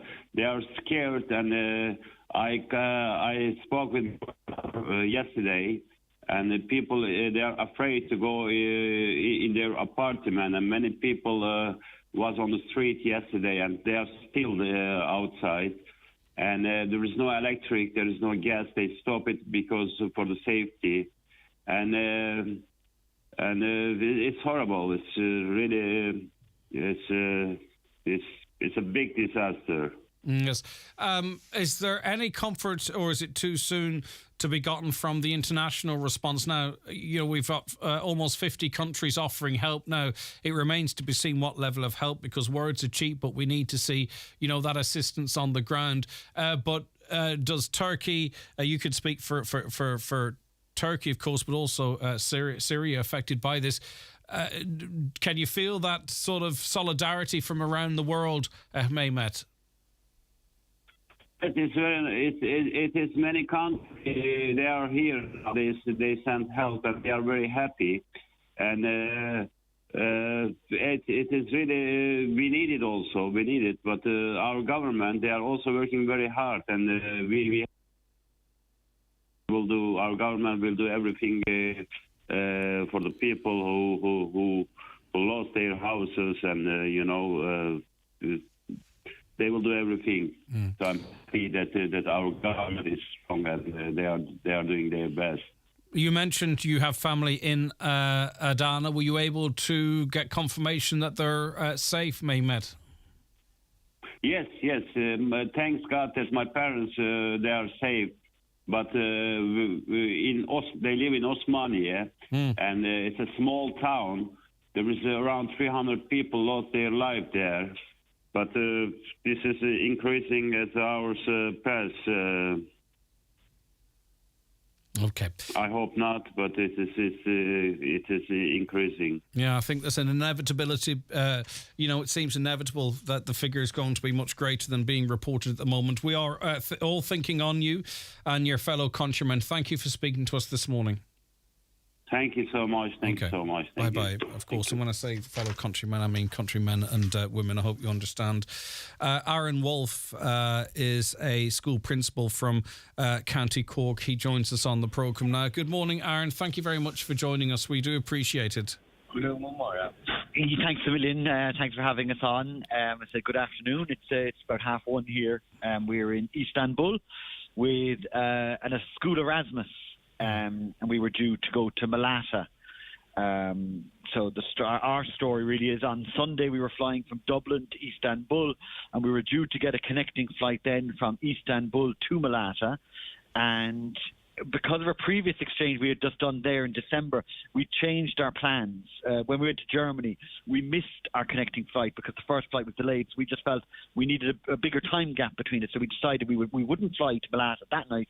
We would fly the next morning. And as a result of that decision, we missed the earthquake. It doesn't bear thinking about. We would have arrived in Malata at 12 a.m. Our students would have gone off to live with 5 Turkish families, and the earthquake would have struck at 3 a.m. And I mean, we to thank God we weren't there, because if we were, we would be trying to track our students down, and God knows what might have happened. Yeah, Aaron, sorry, apologies for my lack of knowledge in terms of the geography.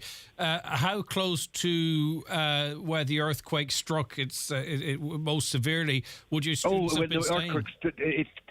Malata is 200 kilometres from the epicenter, so we're really close. Wow. We got a text from one of the girls. So it's an Erasmus. Our students go stay with other students. And one of the students texted and she said, "My town is literally gone. There are so many people dead." And that was the text we got yesterday morning from her. She said that to her girl, Sophia. Sophia sat opposite me now. So that's a horrible text for a 15-year-old girl to be sent. Yes. And then Sophia was also sent photographs of the area that Sophia was meant to be staying in, and it's level. There's nothing left. It's difficult to get one's head around the scale of this, Aaron, isn't it? Well, it is, and what people, I suppose, back home aren't realising is how cold it is in Turkey. Mm. You know, we think of Turkey, it's the sun holiday, it's where you go over your summer holiday. But at the moment we're in Istanbul, it's 2 degrees, it's snowing. But in Malata, it hit -6 degrees last night. So it's snowing on them, and the Turkish rule is that they're not allowed in their buildings. They must stay outside because of the aftershocks and tremors. So you've got people staying outside in minus temperatures, snow falling on top of them. They don't have any belongings because maybe their houses have collapsed. They can't go in and get things. It's horrendous. Yeah, and I mean, it really is that. Yeah, sorry, go ahead. I was going to say, Aaron, also too, your students would be they'd be very shook by this as well. In that, you know, you have a job to sort of help them deal with this. Oh, we do. I mean, we woke up. It was the deputy principal is with me as well. So Miss Farrell, she heard about the earthquake about 6 a.m. Turkish time. So we'd arrived at maybe 10 p.m. Turkish time, so we'd all gone to bed. She heard about the earthquake, then told me at 8 a.m. We woke the students up to say, "Look, there's an earthquake. We need you to get onto your parents to let them know that you're okay and make sure they know that we didn't get to Malata, that we had changed our flights." And yeah, it is. I mean, we were all in shock yesterday. It's amazing. We were but relief as well, because they came so close. I have one of the students here, whether you want to speak. Jack O'Neill is next to me. Yes, he's please. 15. He's happy to talk to anyone. I'll just pass you over to him. This is Jack O'Neill. Jack, it's Greg here chatting to you from Donegal. Jack, your reaction to everything that's happened over the last 24 hours and this twist of fate that had you not travelling on to your final destination. How are you feeling? I'm kind of shocked, to be honest. Like it's crazy how things can change so fast. Jack, were you able to make contact with the student that you were due to be staying with? Yeah, I heard. I got in contact with them. They're okay, and they're out helping with digging people out of rubble and finding people to see if they're okay. And just in an instant, their life changed. They were due to be hosting you and all that went with that, and now they're digging through rubble. Yeah, it's crazy. Like, it's we're really lucky, and I hope everyone's okay in Malatya. How relieved were your family when you were able to contact them and tell them that you were okay? Maybe they heard about the earthquake from you. Yeah, they were happy just to hear I'm okay and I'm in Istanbul. Okay. Well, listen, safe journey home, Jack, and our thoughts are with your host family as well and everything they're going through. Thank you, and thanks to Aaron Wolfe, your principal. We really appreciate your time this morning. Thank you very much. Okay, bye-bye. Safe journey home, Jack. At Ulster Bank, our team is continuing to close current and deposit accounts, along with some of our branches. At this time, if your notice period and your deadline has passed, your account is now queued for closure. All personal and business account deadlines are fast approaching. You must take urgent action. If you are still relying on your bank account and in need of more support, please contact us immediately. Visit ulsterbank.ie, your local branch, or call 0818 210 260. Call costs may vary and calls from mobiles may not be free. Ulster Bank Ireland DAC is regulated by the Central Bank of Ireland. Are you tired of waiting for treatment or surgery? Did you know you can receive immediate treatment across the border under the new NI planned healthcare scheme at potentially no cost? Donegal patients are still being treated with us at Kingsbridge Private Hospital Northwest post-Brexit. The process is easy and our dedicated team will help guide you through it. So why wait?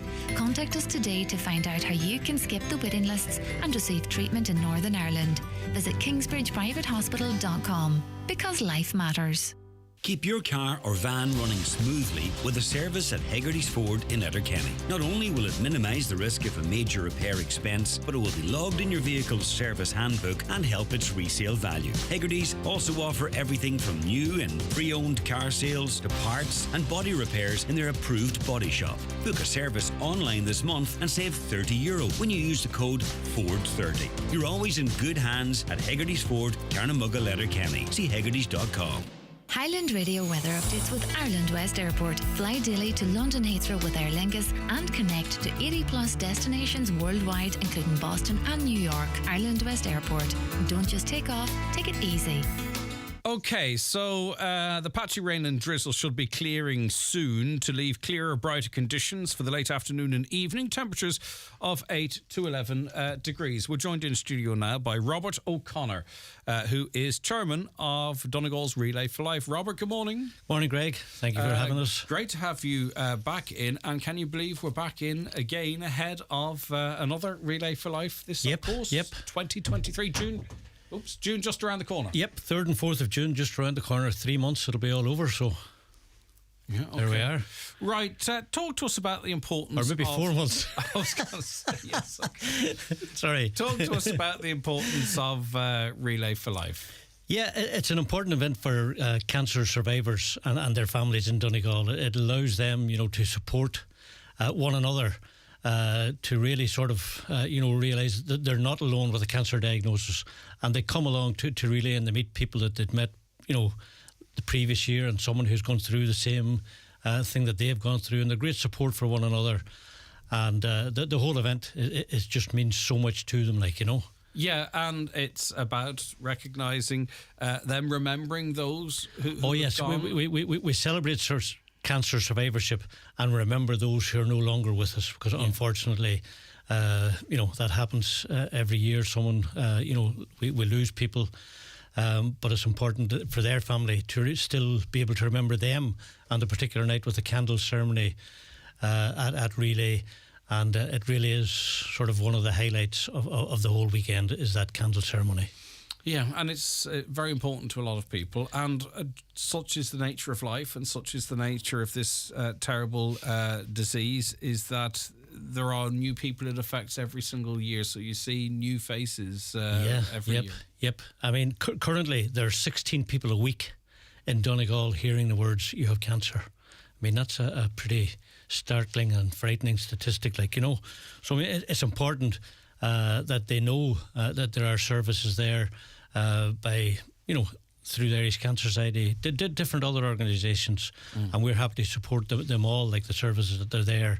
And through our every second year, we have a cancer conference and we invite other people along to support it and to speak at it. But, it's the money is one aspect of it, but the whole education and awareness is equally important. Because they're kind of interconnected as well, because with the awareness and the education, cancer survivals to a great extent now are, we're getting better outcomes. Yep. But that also often is quite dependent on early diagnosis. So that's where the money for the research helps, because things are improving in that regard, but also the education to get people that diagnosis.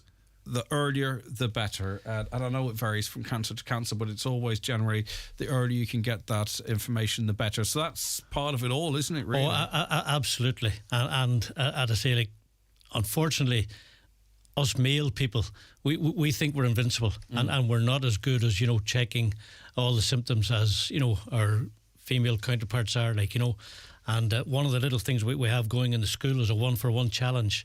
And it's only €1, we ask people to bring in to get supported, because we want people to be involved.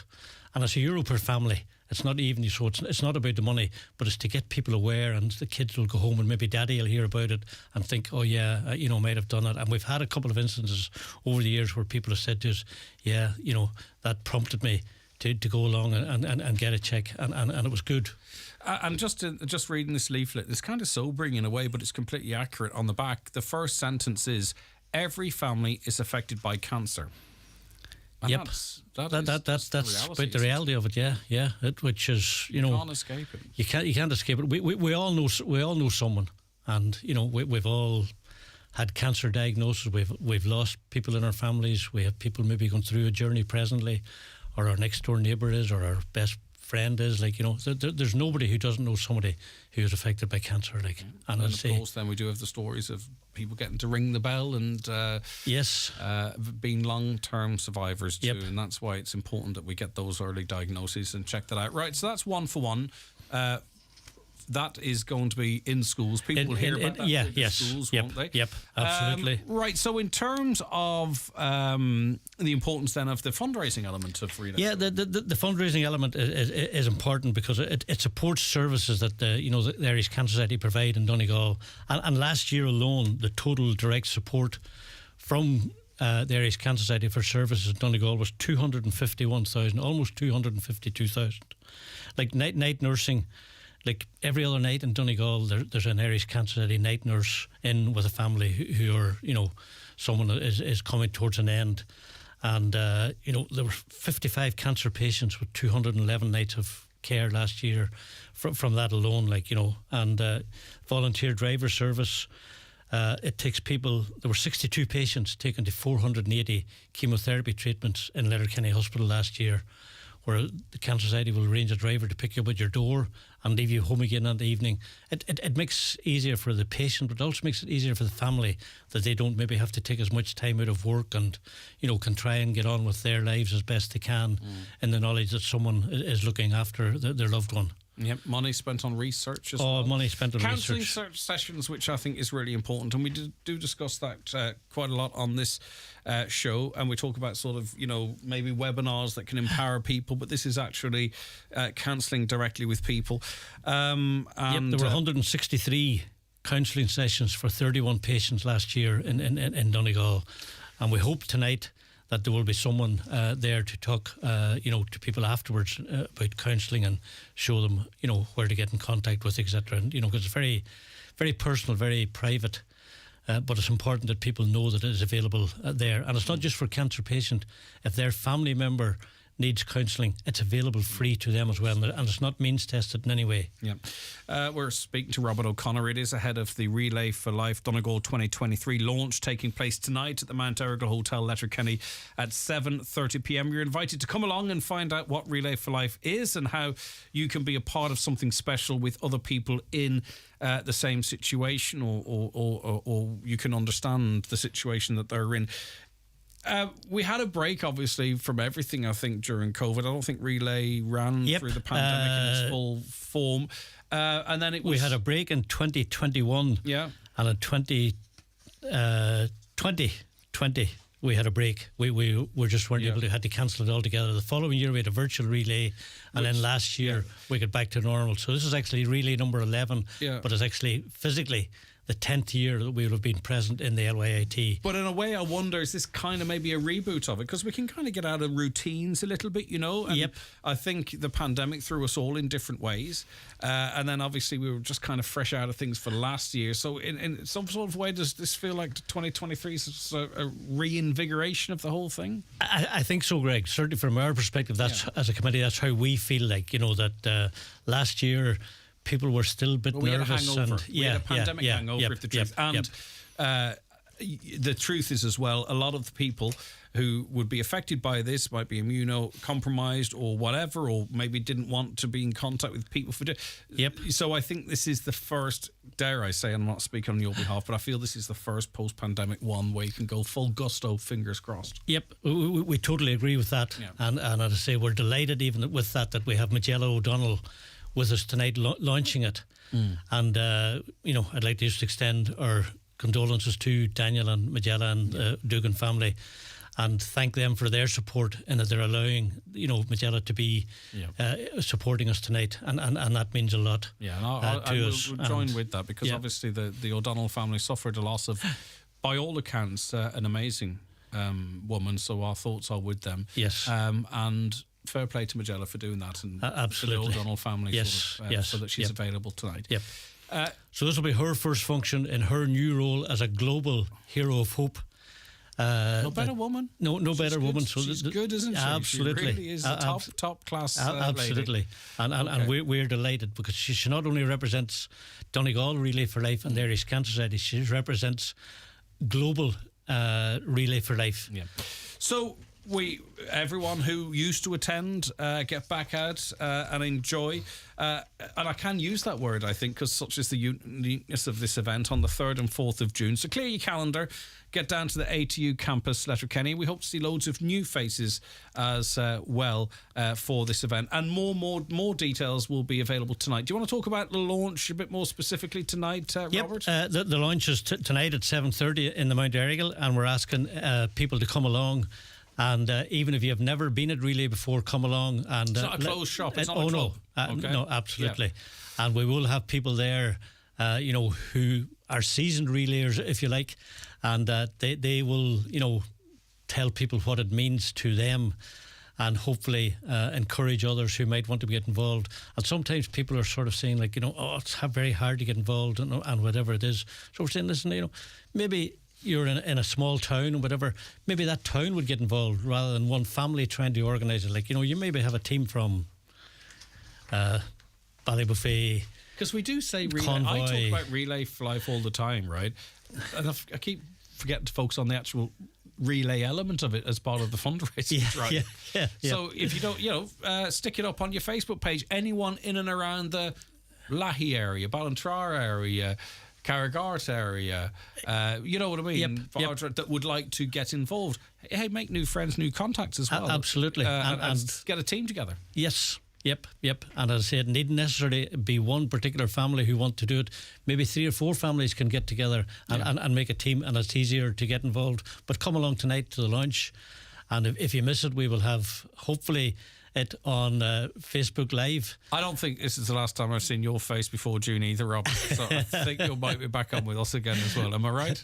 Hopefully. Of course you will. Hopefully. Thanks a million, Greg. Of course you will. Right, okay. So get ready for the launch tonight at 7:30 in the Mount Errigal Hotel. If you can't get along, you can still get yourself together a team. The website, Facebook page for more information. Relay for Life Donegal at gmail.com. They can get us there, and the Facebook page is very active, so they can message us there, and we can get back to them straight away on it. And stay tuned to Highland too, because of course we're behind you guys 100%, and we'll be speaking quite a bit over the next couple of months. And we're very appreciative of the support that Highland have given us since it started in 2012. Well, I'll go back to that first line in the back of that leaflet. It affects all of us. Yep. Robert, well done. Fair play to you, by the way. Thanks a million, Greg. I don't know if you get enough thanks. thanks, isn't it? It's not about thanks. No, it's not, but it's important that your efforts are recognised as well. So thank you on behalf of people listening today. Robert O'Connor, Chair of Donegal's Relay for Life. Back with more after the break. Wild Atlantic Way adventures await you this spring with a midweek escape to the luxury Radisson Blu Hotel and Spa Sligo from just €120 with complimentary breakfast each morning. Indulge in afternoon tea overlooking Sligo Bay. Unwind with a treatment at the spa. Enjoy a delicious meal in the brasserie. Sit back and relax in Waves Bar or surround yourself with the best of Sligo's outdoor pursuits right on your doorstep. Book now at radsligo.com for the perfect spring midweek escape. Are you thinking of changing your car? Then look no further than Inishowen Credit Union for your finance. It's simple. A car loan from Inishowen Credit Union means you borrow the money to pay for your car and the car is yours. No hidden fees or balloon payments. Apply online at www.inishowencu.ie or contact us on 074 9361 Membership of Inishowen Credit Union is open to anyone who lives or works in the Inishowen Peninsula. Loans are subject to approval. Terms and conditions apply. Inishowen Credit Union is regulated by the Central Bank of Ireland. Join Marty Friel this and every Friday night from 8 till 10 p.m. with Rockin' Hits on Highland Radio in association with Arena 7, home to the Woodbury Grill Bar and Restaurant. Check arena7.ie for menus and reserve your table online. With the largest selection of pre-owned vehicles, visit imotors.ie to view our stock. We have them all. Starter cars, family cars, luxury cars, or maybe I'm feeling young and want to treat myself to a two-door sports car kind of car. Visit our showrooms in Letterkenny or Malin. Foy & Company are the Northwest's leading interiors, paint, curtain and blind and interior design specialists. Make a statement in style and give your home or commercial premises a fresh new look this year. With over 25 years experience, the in-house team of interior designers and paint colour consultants will make it happen. This month, get a free 1-hour colour and interior design consultation at Foy & Company in Letterkenny. Book now to transform any room or commercial space on 9121925.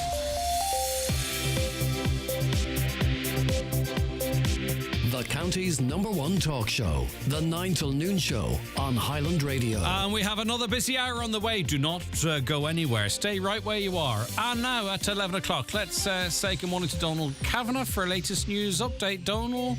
No, I don't have the right mic up. Stay where you are. I changed that earlier, didn't change it back. Let's try it now. Good morning, Donald. No, and it will work now, I swear. Thank you, Greg. Good morning. CELTA has confirmed that Letterkenny University Hospital is managing a data breach incident arising from the removal of one list of patients from the hospital premises. The incident's been reported to the Data Protection Commissioner in accordance with legislation. CELTA says the hospital is fully committed to protecting the rights to privacy and confidentiality of all patients under GDPR. The PSNI in Derry says officers from their international policing unit working with the Waterside neighbourhood policing team have arrested a man wanted in the Republic for drug offences. The man in his 20s was detained yesterday afternoon on an international extradition warrant issued in the Republic. He'll appear at an extradition hearing at Laganside Magistrates Court in Belfast. Meanwhile, two men, one aged 38, the other aged 47, have been arrested in Derry this morning under the Terrorism Act. Both have been taken to the Serious Crime Suite at Musgrave Police Station in Belfast for interview. Police say the arrests are part of an ongoing investigation into the activities of the new IRA, including a security alert in the Fawn Street area of Derry on March 14th last year, during which 3 pipe bombs and the components of a larger explosive device were found. The green at Malin Town has been badly damaged in an overnight incident of vandalism. 6 tractors and a forklift were stolen from a yard and brought to the green in the early hours of this morning, where it appears they were driven around the green before being abandoned. Garda are appealing for information and, in particular, dashcam footage. A former mayor of Donegal says there needs to be a major public conversation about Garda structures in Donegal, particularly in what's now the Milford Garda district. Noel McBride, a community activist in the Meafa Carrigart area, says the restructuring of Garda services in the county will see the areas being covered become bigger, while the number of Gardaí covering them becomes smaller. He believes there is a real risk that Milford Station could go from being a district headquarters to losing its 24-hour status. Half of children surveyed say they spend too much time online. Almost a quarter of children at surveyed admitted they had seen something online in the past year that they wouldn't want their parents to know about. The study of 1,600 8 to 12-year-olds is being released to mark Safer Internet Day. And the Consumers Association of Ireland says price discrepancies for tourism services could damage the sector. It comes as research by Newstalk found that hotels, car rentals and tours can have different prices when quoting from within Ireland, the UK or the US. And we're back with news headlines again at 12 noon. At Ulster Bank, our team is continuing to close current and deposit accounts, along with some of our branches. At this time, if your notice period and your deadline has passed, your account is now queued for closure. All personal and business account deadlines are fast approaching. You must take urgent action. If you are still relying on your bank account and in need of more support, please contact us immediately. Visit ulsterbank.ie, your local branch, or call 0818 210 260. Call costs may vary and calls from mobiles may not be free. Ulster Bank Ireland DAC is regulated by the Central Bank of Ireland. OK, Donald, thank you very much for that. You're very welcome back to the programme. Right, it was announced over the weekend that the Donegal Person of the Year, the recipient this year, is collectively the people of Creasla. Elaine Caffrey is president of the Donegal Association in Dublin and joins us now. Elaine, thank you very much for taking the call. Good morning to you. Good morning, Greg. How are you? I'm doing fine. Right, okay. Now, I think this is great. I think this is really fitting. Talk to us about the how we came to this point. Yeah, no problem. Well, I suppose Friday the 7th of October was the day that Donegal just came to a standstill that afternoon when the news hit of the terrible tragedy that occurred in Creasla. But it was also the day that the Creasla community went into rallying and support mode for their own people. And it was just incredible how everybody came together. That was people at the scene of the tragedy, including the emergency services, the civil service and the voluntary sector, ambulance crews, Garda, fire brigade, obviously the local clergy, the undertakers had a huge part to play in the days following that tragedy. The local business owners, how they came together, people offering food to customers that were coming in. They weren't even customers, there were people in the area just supporting the local people, doing what they could. There were people assisting the scene all through the day, all through the night and the following day. Some of them using machinery, some of them using their own bare hands to just try to help the victims of this tragedy. Later on in the days and weeks that followed, then the community rallied around to get vital services up and running again in the local area. The local and national media who were on the scene had never seen anything like it. They had said, the international media had never seen anything like this. They remarked on the people of Creasla, how they were offering tea and sustenance to those people, covering the event and everything. And it was just really, really remarkable how the entire community just came together, supported each other through their own grief, their shock and their pain. But it was just astounding, and we had to mark this. It was just unbelievable. Yeah, and as you say, a lot of it, the memories come back, how the local coffee shop, how they just kicked in. And then, you know, managing young people as well. Do you know what I mean? Those that are working with the young people involved in sport and having to crack on in certain areas for the benefit of the children, even though maybe when they weren't necessarily in the space themselves to do it. It's a catch-all then, the people of Creasla. It is the people of Creasla as well, but it's all of those people that you mentioned, all of those that were there, that were affected by it, not necessarily from Creasla, but were involved in that. Is that the people of Creasla catching all of those people and recognising their efforts, Elaine? Exactly. It's recognising everybody's efforts, and obviously not just during the tragedy and the clean-up and helping with the victims and the victims' families, but it's since then. It's the rebuild of Creasla. It's helping the people of Creasla come through this. There's still an awful lot of work being undertaken in the area, and it's recognising all of that effort as a collective, you know. Of course, instantly, and quite rightly so, Father John Joe was everyone's pick for this, but I don't think his modesty would have allowed him to accept this as an individual, even if it were on behalf of everyone. But I just think it's important, Elaine, if you share with me in this, in that if it was about a person, Father John Joe would have been in the stratosphere in terms of the popular vote. Yeah, well, I mean, normally we can't really comment on individuals that have been nominated for Donegal Person of the Year for obvious reasons. You know, there's always more than one individual nominated, and it just wouldn't be fair, and you have to respect people's privacy in that matter as well. But in this circumstance, because of the individual involved, we can confirm that there were a huge and unprecedented amount of nominations for that individual, and rightly so, and very, very justified for the efforts that were involved at that time. However, having spoken to him, he would not feel it right to accept a reward for work that he would have preferred not to have had to be done, and that he was just doing his duty. Yes, of course. That's a testimony to him and his character, and it all makes perfect sense. And I wasn't aware of that, and I hope I didn't drag that out of you, Elaine, but I know for a fact that that's who everyone wanted to recognise. But I also know that he wouldn't allow it to be about him either. But I think we all know. But I think now the way it's panned out to, it's perfect as well, if that makes sense.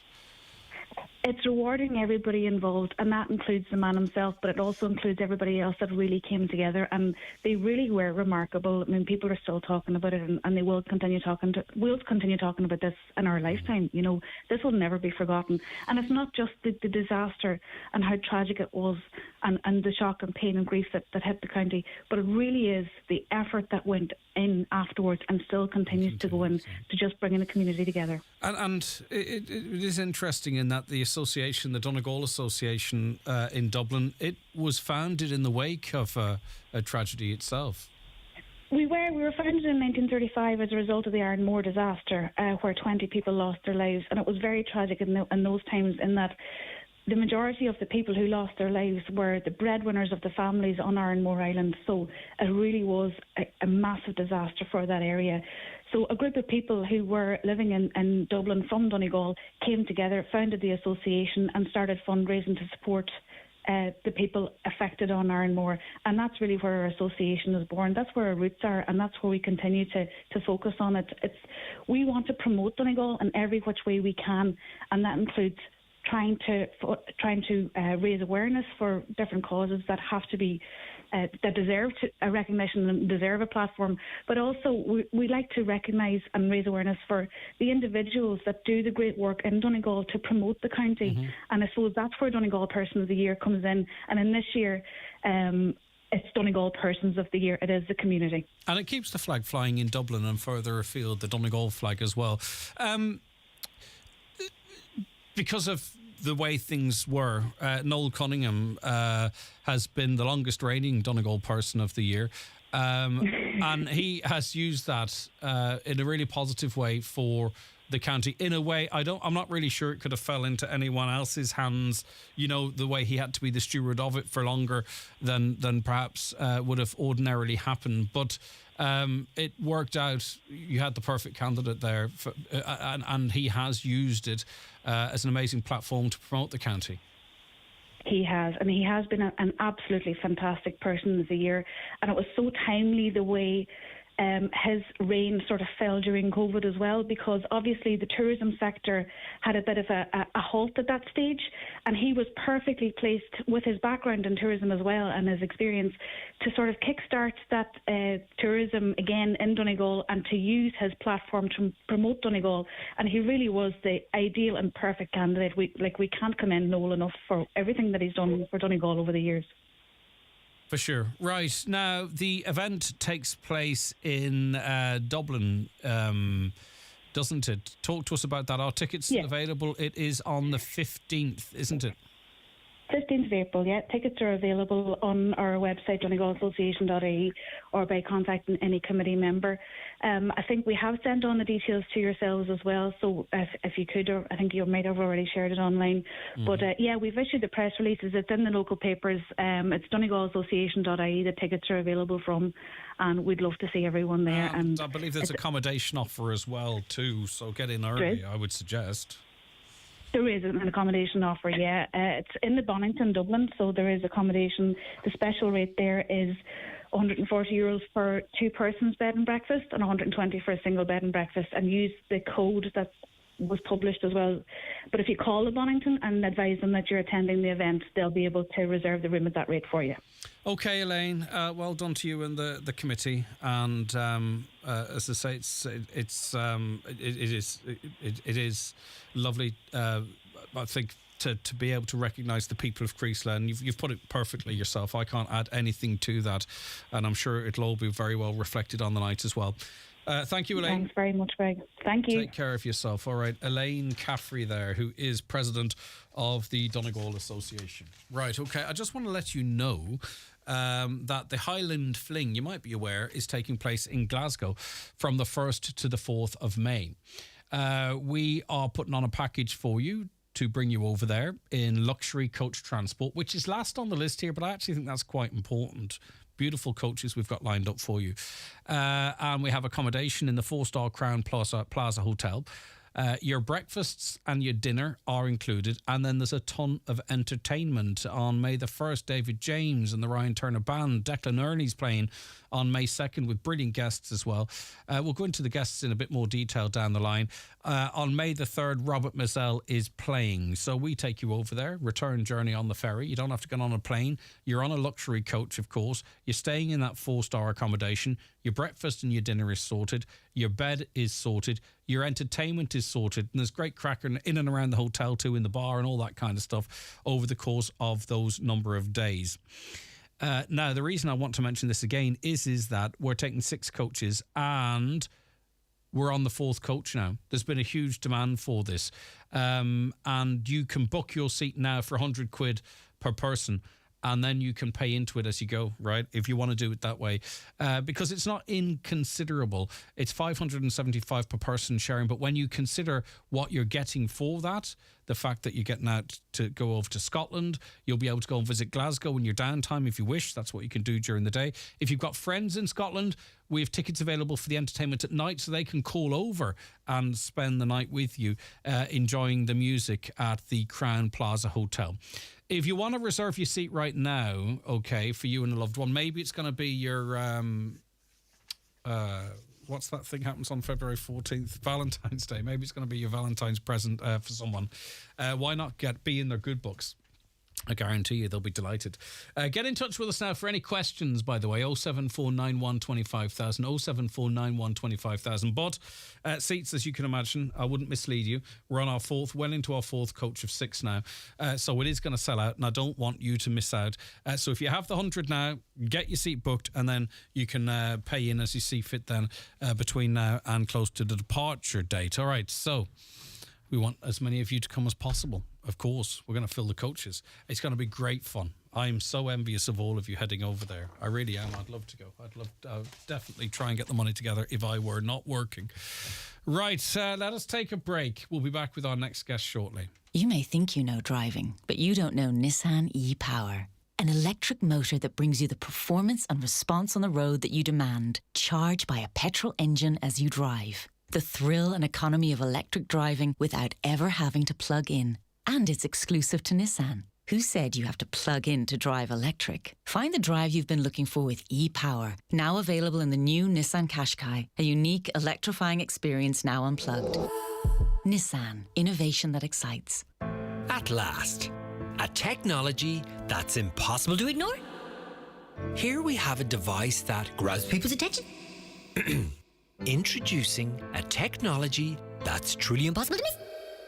Imagine a technology where it's impossible to scroll past your ads. Welcome to radio. Advertising that's unscrollable. Visit radiocenterireland.ie to see what radio can do for your product or brand. Hello, thanks for waiting. Could you hold the line? Yeah, no problem.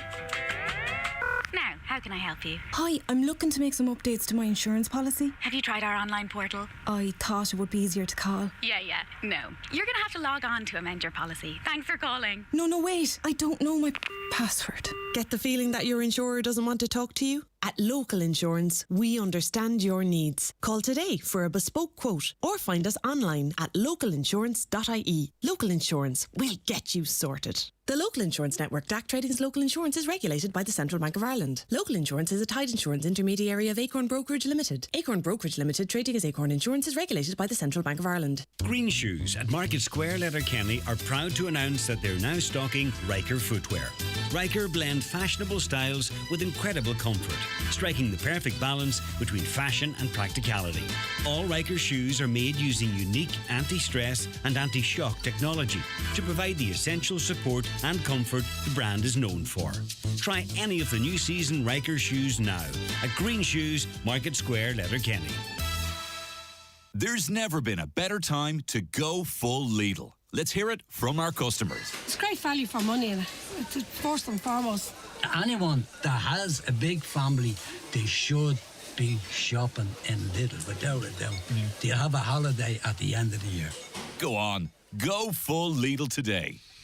Okay, we're joined on the programme now by Esther and Louise. Good morning to you. Thank you so much for joining us. Good morning. It's good to have both of you with us. Esther, may I start with you just before we get into the reasons as to why we've invited you on the programme. Can you talk to me, I know we've spoken before, but just give listeners a brief outline of how you've been affected by the mother and baby home scandal.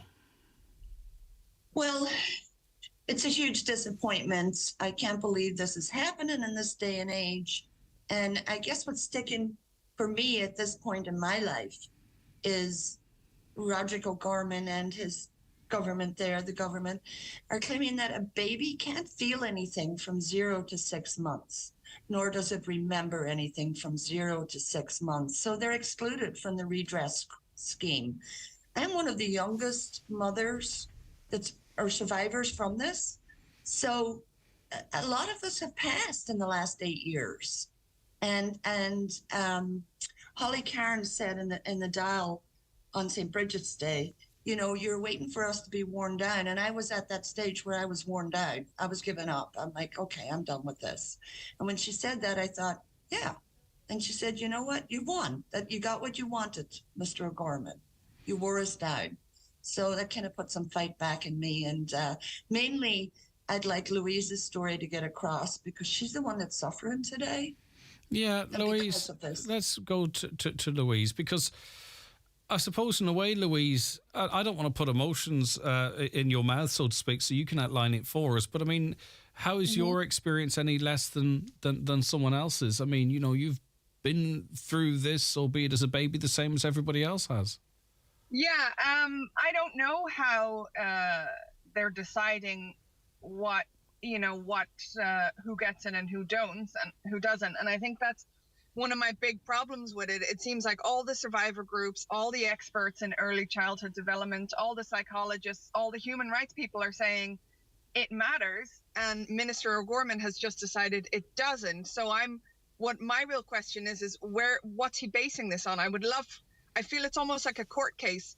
The defense has said this is what we think is important, and I feel like he needs to come with his evidence from the other side of how he made this decision and why he thinks it's a valid decision. Well, the only way you could understand this decision is because it's to limit the liability of the state. I mean, that's it. It's not about care. It's not about looking after. It can only be a financial decision. Exactly. That's what it is, I guess. But, you know, he's not owning that. Of course, he's trying to come up with some nice story about how he's doing his best. But excluding people, it's re-traumatizing, because most of survivors are often told in their lives, well, aren't you lucky you didn't end up here? And aren't you lucky you didn't end up being brought up by a teenage mother who didn't want you or whatever? And we can't play the what if game. We can't play the, well, what if, mothers had support and they didn't have to give their kids up? Would we be better off? Or if this had happened or that had happened?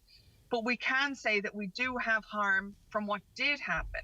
And the government is responsible for that.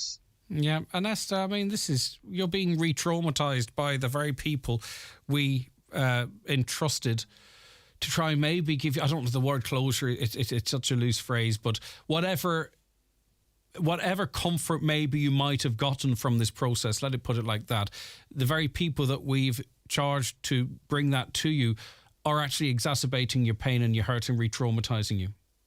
Absolutely. Trust has been broken. There's no difference nowadays than it was in 1982, if not worse, gone backwards. Re-traumatized? Yeah, re-traumatized because, Louise just got a fraction of her information, birth tracing information, which he thinks is the greatest thing ever. Well, it's flawed because these adoptees are not getting all their information. In that information, she was missing for 3 weeks. We can't account for where she was for 3 weeks. Louise has some issues, and then she will talk about them. But I believe she was used in vaccine trials, unconsented vaccine trials, along with many, many, many other babies that were there. Talk to me a bit about that, Louise. I think your mum wants the words to come from you. I think, I don't know what happened to me in those 3 weeks. I don't know if there were trials or not, but even the fact of having a missing 3 weeks in your life raises anxiety. Anytime you have a health issue, you think, wait, did something happen that I don't know about? So I don't know. I'm not accusing them of doing anything to me. I mean, somebody might say, oh, you were probably just where you were in a cot all the time being taken care of. That might be true. But the fact that adoptees don't know where they were, that's what causes them. And I think it's very important for us who aren't affected by this to hear your words, right? Because I think unless you've been through this, people might go, well, what's she on about? And I mean that with absolute respect, Louise. I hope you understand my motivation for saying this the way I am. But this is ever present for you, this gap. And Esther's it's gonna be different from Esther than it's gonna be for you, because you're two individuals and you look at this in different ways, and Mom will have different concerns that maybe you will, and vice versa. But if this were any of us, like we have to collectively try and imagine, put ourselves in your position, what we would be doing. We'd be screaming from the rooftops as well. And I think we just need to hear your words rather than just listen to them, if that makes sense. Mm-hmm. Yeah, and I think, this is something that's been with me my whole life. When I was a kid in school, you'd have school projects and you'd have to say, what time were you born? Or what weight were you where you were born? And I never knew that. And it was always a thing that would constantly come back, that people would say, what were you like as a baby? And I'd say, well, I don't know. And what's the first question you asked when you go into a doctor or a GP? The first question you ask, what's your... Does this run in your family? That's what I had. I was diagnosed with a rare form of leukemia about 2.5 years ago.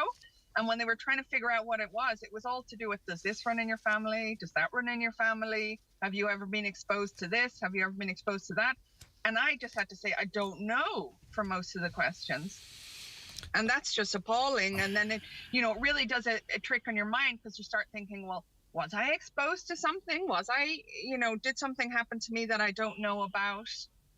So it's mostly the kind of mental anguish that you go through. You're always missing information. Can I ask you about that 3 weeks? Do you believe there is a gap in information, or does somebody know and it's being withheld from you? I think somebody knows. I just don't have it yet. For example, Esther left. When she left the home, she was told I would be handed over to my adoptive parents later that day. When my adoptive parents got me in November, which is about 3 weeks after Esther left, they were told I had been with her until a few hours earlier. So the fact that both parties were lied to makes me think, well, what are you covering up? Yeah, I think the information is probably somewhere. I'm still waiting for my file from Tusla, so maybe it'll come out and it'll say that I was kept warm and cuddled all that time. That would be nice to know. The fact that I don't know is enough of a worry at this point. And Esther, unfortunately, we're seeing it with some controversies over nursing homes at the moment, disability payments. There's echoes of redress schemes for defective concrete block homeowners, that if you announce something, you say it's great, and maybe, the majority of people might get something from it, then that's the problem resolved. But there's a big group of people, 40% of people, 24,000 people that are being treated very differently here. They're being told that they're not as important as other people. So we can't lose sight of the fact that this is actually inflicting more pain on a big group of people rather than maybe bringing that bit of closure or comfort to others, Esther. We don't want to live in a world like that. I don't want... I'm not being critical of it is a decision being made by a group of people primarily in Dublin, right? So maybe it sounds like I'm being anti them. That's my intention. I'm pro people, and I'm pro these people that are having their wounds reopened and having insult added on top of injury, Esther. Yes, I agree with you, Greg. It's beyond belief. It really is. You couldn't make it up, what they're proposing, what they're trying to do. And it is, unfortunately, for the majority of women like me, anonymity is a big thing. A lot of their families don't know they give babies up for adoption. A lot of adoptees don't know they're adopted. So anonymity is a big thing. They're not going to come forward and march the streets or go to Dublin and protests, en masse. It's and the government, I think, know this. I think they're playing a game and they know this. We watched The Doll, and Roderick sat there on his own like a sacrificial lamb. Nobody there to back him up. Nobody. It just... Is this how government is? This is not the Ireland I know. And I think there's a lot of very important words in the letter, the public open letter that you've released, but I think one which is actually really quite important. This did not happen in the Dark Ages. Talk to me about that point you're getting across there, Esther. Because it's still happening. It's still happening. And this is not the Dark Ages.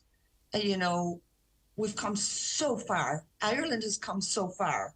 And it's always been open and taking care of other people and but they don't take care of their own. And this isn't, it isn't the Dark Ages. There is no excuse for this to be happening today. And there's still nearly 900 babies. Yeah. Buried in sewage tanks in Tuam. And the religious orders, they're like, oh, well, we've sent them a letter, this and that. I have a letter here that came from the religious order saying they set up a meeting with the minister and his department. However, the department postponed the meeting and did not reschedule it. We're not getting any communication about why. When they're willing to meet with them, why they didn't meet, why they're not answering questions. And I guess that's the big thing. Don't keep us in the dark. We're not stupid people. Well, you see, and Louise too. We're quite rightly at the moment we're talking, and every issue seems to affect women. All the big ones, if you think about it. Yeah. And we talk about what we hope to do in the future and how this isn't. But what hope do young women have going forward as to how we will treat them if we can't fully take responsibility for what we've done? That's the point I'm trying to make. Really, what is this saying to young women and young men, but young women? Because all these things, for some strange reason, always seem to affect women mostly, don't they? But do you know what I mean? It's not that strange, really. I think we have a history of men running the world, so I think it's not really that strange that most of the issues seem to affect women. And another point I'd just like to say is that it's really not about the money for me. I honestly, when there was talk of redress, when I joined the Oak consultation, I honestly never thought I would see a penny. And I was okay with that. I didn't, I couldn't put a figure on it and say, oh, they need to give me this and that would give me closure. But then when I heard the proposal and it said, we're giving it to them, but we're not giving it to you, that really hurt. It hurt my feelings. And I thought, well, why not? It's not that I want the money, but it really did reinforce that idea that I have suffered nothing according to them. They have done nothing wrong to me in their eyes.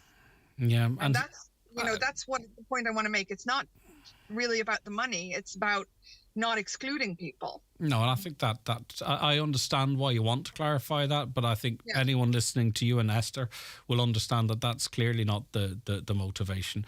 It's about whatever time we have left on this planet to have it in some level of sort of contentment or peace, or with questions answered. And money doesn't do that. Money doesn't answer the questions that you want answers to. Mm-hmm. Okay. Esther, is there anything else you want to add just before? And I think you might have had to get up quite early for us. I don't know, maybe you're an early riser anyway, but with this fantastic modern technology we have now, it's like you could be sitting beside each other, but you're not. You're speaking to us from New York, aren't you, Esther?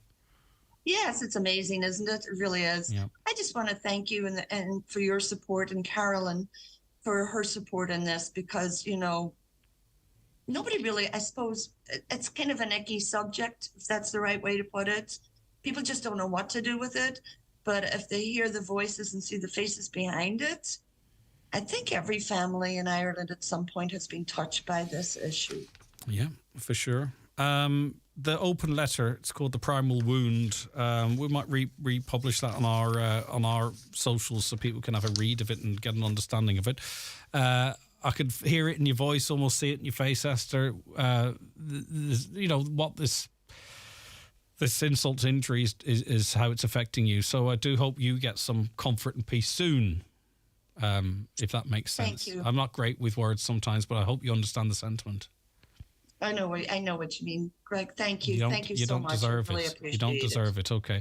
And same to you, Louise. Thank you as always for speaking to us. And I hope you get the answers that you deserve. This is your history. This is your past. You know, it's yours. It's no one else's. It's yours. And you deserve that. All right. Thanks for your time again this morning. Take care of yourself. All right. Bye-bye. God bless you. All right. Take care. We'll be back with more shortly. Watch the show live now on YouTube, Facebook, and at highlandradio.com. Stop. Highland Radio are going to Scotland from Monday the 1st of May to Thursday the 4th of May with the very best of music, and we would love for you to join us. Staying at the 4-star Crown Plaza Hotel in Glasgow, we are bringing with us some of the biggest country stars, including myself, David James, Declan Ernie, and Robert Mazzell, to name a few. You will enjoy luxury travel to Glasgow, 3 nights dinner, bed and breakfast with music and entertainment each evening. Join us on the Highland Fling to Glasgow this May for only €575 per person. To book, call Highland Radio today on 074 91 25,000. Early booking is advisable. Single supplement applies. At O'Malley Scanlon Insurance Brokers, they have an exciting new opportunity for ambitious individuals looking for a career in insurance with the following vacancies in their Ballybuffet and Dunlow offices. A commercial client accounts officer, experience required. A personal clients accounts officer, also experience required. A general office person with a view to being trained in insurance practices. Also, a company's accounts reconciler. Please forward your CV to Carmel at o'malleyscanlon.com. Time to support your immune system and gut health. Choose new Udo's Choice Super 8 Immune Microbiotics with vitamin C to support the normal function of the immune system. Illness, poor eating habits and stress affect your immune system and can alter the balance of your friendly gut bacteria. 42 billion friendly bacteria per capsule and vitamin C makes new Super 8 Immune your #1 choice for gut health and immunity this season. Discover the Udo's Choice Microbiotics family range in the fridge at your local health store or pharmacy. Are you involved in a digital project in your town or community? Would you like to share in a €100,000 prize fund? The .ie Digital Town Awards shine a light on the achievements of local towns for digital projects in health, education, tourism and community. To enter the .ie Digital Town Awards, visit weare.ie. Terms and conditions apply. Right, today is Safer Internet Day. The theme of the event is #Silent Witness Awareness, which will see students take the lead in promoting respect online. The campaign will also focus on online bullying, with advice being offered to young people as they manoeuvre the digital world. Philip Arneil is Head of Education with CyberSafe Kids. Good morning to you, Philip. Thanks very much for joining us today. Good morning. Thanks for having me on. I don't want to dilute the important issue, but, you know, we're the example to children, us as adults. And I just wonder if we've lost the plot on social media now. I mean, you know, how can we tell children not to do this, that and the other, or not to treat people one way or other when there's so much hate, negativity, toxicity, division on social media amongst the teachers? Well, I mean, I completely agree. I mean, I think it's essential, first of all, that adults model the behavior they expect from children. And that doesn't just apply to social media or being online, it applies to things in general, of course. And we've launched a campaign today called Same Rules Apply to mark Safer Internet Day, which has exactly that message, which is that if you're behaving, and you're raising children in the offline world, really in terms of digital parenting in the online world, the rules should be exactly the same. So, you shouldn't be sending your kid off to the shop or off to the park, and you would never dream of letting them out there not knowing what they were doing. And so the same thing really applies to online behavior and online activity. Your children need to be supervised, you need to be having those conversations, and that's really very much the focus of our Same Rules Apply campaign. I think sometimes it's overwhelming for parents and guardians where to start, because even having the conversation with a young person and then them pushing back, and do you know what I mean? It can be really, really difficult. Maybe for those who are bringing children through now, maybe it's slightly easier because you can set ground rules sort of from the beginning moving forward. But I think it's really tough for parents now of current 8 to 12-year-olds, for example, to sort of say, actually, now these are a new set of rules. Absolutely, yeah. I mean, we totally appreciate that. I mean, the reality is, whether we like it or not, the digital world is here. There's lots of benefits and positive things about it. And so it is an important part of modern parenting. As part of this Same Rules Apply campaign, we've also, in association with the Examiner, we have released a digital parenting booklet, which you can find on our website. And actually it covers a lot of these issues. It kind of demystifies a little bit some of these things for parents, because we understand it's overwhelming. We understand there's a lot. We understand that the online world moves quickly. But the reality is, once again, in the offline world, you wouldn't hand your child car keys. You wouldn't say, off you go and teach yourself to swim. And so when it comes to the online world, we just simply have to have these conversations. And yes, there will be pushback from children. There's a lot of peer pressure. Well, my friends, my classmates have phones, so-and-so is on this app, so-and-so is on that platform. But, not having those conversations is not going to get you anywhere. So they can be tricky, they can be difficult. And I think this is why, talking about the online world and making that a normal part of discussion within a family with your children is the first step, because the more you do it, then the more normal it becomes. And then, of course, if obstacles do occur, problems do arise, then it's much easier to address those rather than perhaps them being hidden, or children or young people trying to deal with them themselves and not having the resilience or perhaps the experience to tackle those issues, and then the problem becoming worse. The way I try to explain it is to treat the internet and in all of its guises, apps and everything, as a massive shopping centre in a strange city, and you don't drop your kids off at the door and say, go and do whatever you want to do, nor would you allow your child to go up to a group of strange men, for example, and start hanging around with them, nor would you have them walk up to a group of teenagers and start calling them names, nor would you walk up to a girl and touch her inappropriately or say something inappropriate, and to try and use that maybe more relatable real world space and how we behave, and just treat it the exact same as you would the internet. They aren't, because as you say, it's part of our world now, so we have to view it like that. We do have to try and break it down in an understandable way, that there is a social discourse in real life. You would never dream of doing certain things, and those same rules apply in this digital space, rather than trying to get into every bloody app that's there, and online gaming and offline gaming and apps on the phone. Just try and break it down into that sort of simple premise, for me anyway. Absolutely, Greg. I mean, we should have had you on board, I think, for the campaign, because you've basically encapsulated what the message is, which is that the same rules do apply offline and online. And actually, apps will come and go, platforms and popularity of games will change, but really the messaging is the same.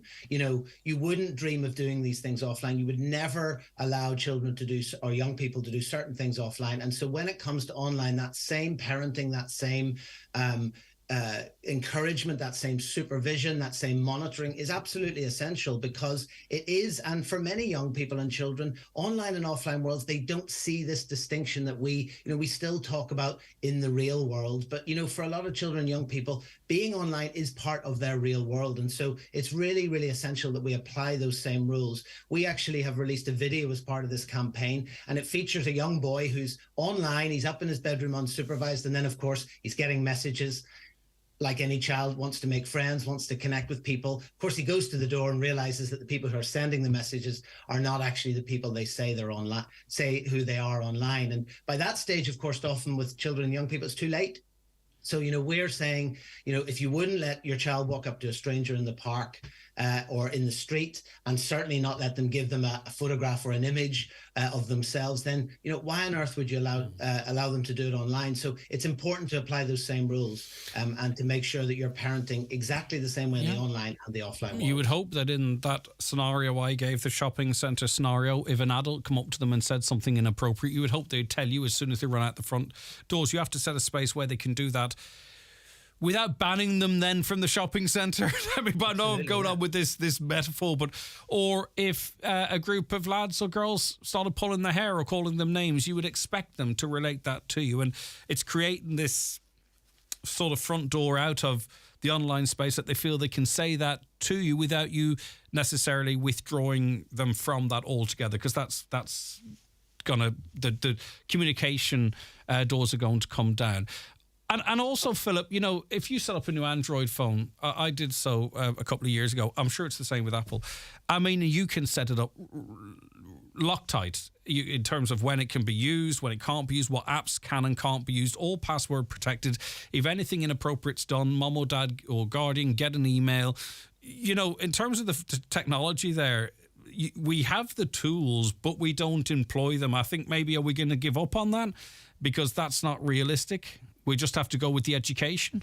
Yeah, I think it's everything really. So the education is absolutely key, and I agree with you. Banning is not really the way forward because if you go back, say, to the analogy of the car, it's often the car is the only way you can get to certain places. So saying, well, people have accidents in cars, you can't drive one, just doesn't make any sense, right? And the same thing goes with a phone, or a tablet or games console. It's a part of life, and often it's a part of way of communicating. We saw that during the pandemic. It was an essential way for kids to attend school, to connect with friends and family. But there are technical restrictions. And again, in our digital parenting book, as part of this same rules apply campaign, there's a lot of information in there. You can go to those manufacturers' websites, you can find out how to lock down phones and make them safer. You can look also at apps and platforms. Their sites often have advice on how to change settings in order to make it safer for children if they're contacted or they get a follower request and that kind of thing. So I think it's really a bigger picture. It's education. It's also using those technical restrictions. And then, as you said at the start, it's also about us modeling the kind of behavior, having perhaps zones in the house where phones or devices aren't used, have them charging in a communal area, have maybe times where there's a device-free time. And also then even, if you want to kind of establish like a online family agreement within the household where, certain rules and norms are agreed by everyone, they're signed up to everyone. And let's face it, kids and young people, there's nothing they love more than correcting their parents and guardians. So, again, if you're on your phone when you shouldn't be and you're caught out and you're told off, well, you're banged to rights. And again, you're modeling that positive behavior, and also then celebrating the positive benefits and great things that can come from being online, which we all know. I do understand, what to some extent what motivates people in society at the moment to behave and act and say what they do, and none of us are, have a clear. Don't have any blots on our copybook. God, I haven't heard that phrase in about 30 years. But anyway, talk about an inappropriate one. We're talking about technology, but you just wonder, the sponges, the 8 to 12-year-olds, 12 to 18-year-olds, when they see what's going on around the country and maybe don't understand precisely why it's happening. And I'm not talking about anything in specific. I'm not trying to attribute anything, by the way. I hope people understand. But if they do then wander onto the online space and see how us as adults are treating and speaking to each other, we all should put the children first and maybe just wonder what the consequences of that all could be. And I really want people to understand I'm not talking about anything specifically because it's across the board. Yeah, I think this is probably the final piece of the puzzle as far as we're concerned. On a societal level, we need this establishment of norms, even something as simple as, where you use devices. I lived in Japan for a long time. And, if you get on a train there, no one takes calls. Everyone has their phone on silent. And there's kind of this etiquette that has developed with devices. And similarly, in society, we've got one carriage on the We have one carriage on the train from Cork to Dublin. Exactly, yeah. And so, the way that we talk to each other, the way that we interact online is really important. And so I think, there's a couple of things there. We've got to remember things like YouTube, less than 20 years old. So we are always playing catch up. And if you think, cars and those kind of vehicles were out there long before roads of the rules and things like seatbelts came along. But we've got to keep pushing for that. And one of the things that we advocate for with the government is stronger regulation of online service providers and social media platforms, because they've got to be held to account for the kind of things that are being allowed to be online. And also, we know from our own research, that over 80% of 8 to 12-year-olds already have social media accounts. Yeah, but they're not supposed to have... You see, I know what you're saying, but you're not supposed to be on a lot of those sites till you're at least 13 years old. Exactly. So, I mean, we can always look to big brother or sister to sort of help us, but at the end of the day, we're making these calls as parents. And when I say we, I mean actually me as well. Yeah. And finally, let's talk about the tools that are available, Philip, because, if you can't help your child with their maths homework if you don't understand the maths. It's as clear as that. We've all done it. We've been talking about homework the last couple of weeks, right? They've got algebra, whatever it is. You do the multiplication first, and I haven't a clue, right? But I can't assist my child with their mathematics homework if I don't have some grasp of maths, okay? We can't best protect our children unless we have some grasp of what apps they're using, what goes on in there, what to look out for, right? So that requires us to actually educate ourselves. There's no other way around it. It's impossible otherwise. What tools are available, for instance, there's a lot out there, but from you guys, what's there to help us educate ourselves so we can help our kids? Well, it's very simple. I mean, if you go to cybersafekids.ie/same rules apply, you'll find on there the video that I referenced, and also as part of the Same Rules Apply campaign, a digital parenting booklet. It was designed in cooperation with the National Parents Council and the Examiner and supported by Accenture. And it's literally over 20 pages of resources for parents, because we understand parents are busy, parents are overwhelmed, but a lot of the resources are out there. And within that digital booklet, it's an interactive booklet. You can also download it. There are 2 pages at the back full of resources. So something like, for example, Peggy, which you can simply go to and find out anything you need to know about games that kids are playing. Something like commonsensemedia.org. We can also go and look up any of the apps. So, there is a responsibility also for us as parents and adults to go and find out. And it's not that you have to be on TikTok. You don't have to be creating viral content on social media platforms. You just simply need to know, what is the app? Why is it popular? What can I expect to find on there? And then what are the harms and risks? And of course, most importantly, what is the recommended age for that platform? So the resources are there. So I'd really recommend anyone listening to go to our website, cybersafekids.ie, look up that digital parenting booklet. And that's really the place to start. And it's a springboard to a lot of different resources that can help with that very thing. And, a lot of people think, and it's very important, we're always talking about bullying or boobs or bums or whatever it might be that children might be exposed to. But there is a worrying trend where, for instance, young impressionable people, particularly on TikTok in this instances, are taking their mental health advice from people on these platforms that don't have a background and have ulterior motives as well. So, you know what I mean? It's not just the obvious, over 18 stuff as well. We have to make sure where they're getting their influences and if it's damaging to them as well. So that's really important that we really get as much information ourselves so we can help our young people. Philip, well done. Thanks so much indeed. I really appreciate your time. Thank you very much. All right, take care of yourself. No, it's our pleasure. Philip Arneal there, Head of Education with CyberSafe Kids. Get a great Clarins gift this week from McGee's Chemist Letterkenny. You'll receive 4 beauty treats and a gorgeous beauty bag when you purchase 2 Clarins skincare products, one to be a moisturiser or serum. This great Clarins offer is available while stocks last, in store at McGee's Chemist Letterkenny and online at mcgees.ie, where the best costs less. For any skincare advice, call in and talk to the resident skincare consultants Mary or Gemma. Do you suffer from high cholesterol, menopause symptoms, digestive issues, anxiety, aches and pains, or a lack of energy? The highly trained team at The Natural Way Letterkenny can provide advice on natural remedies for a number of individual health issues. The Natural Way also has its own brand of herbal treatments to help fight fatigue, relieve digestive discomfort, maintain a healthy immune system, and alleviate common menopause symptoms. The Natural Way at Letterkenny Shopping Centre, your one-stop health shop. Thinking of changing your floors? Why not see what Florid Letterkenny has to offer? Florid have a large selection of solid, semi-solid and laminate click vinyl wood flooring together with a fantastic choice of parquet, herringbone flooring, all at incredible value. Don't delay. Call Florid today on 087 161 7008. Highland Radio weather updates with Ireland West Airport. From March 26th, Aer Lingus will operate a daily service to London Heathrow, providing onward connections to 80 plus destinations worldwide. Ireland West Airport. Don't just take off, take it easy. Mostly cloudy this morning with patchy rain and drizzle clearing by afternoon, but that's finished now because we're into clearer, brighter conditions for the afternoon and evening. Temperatures of 8 to 11 degrees in near calm conditions. Not quite sunblock weather, although we're told it's always sunblock weather. But anyway, you know what I mean.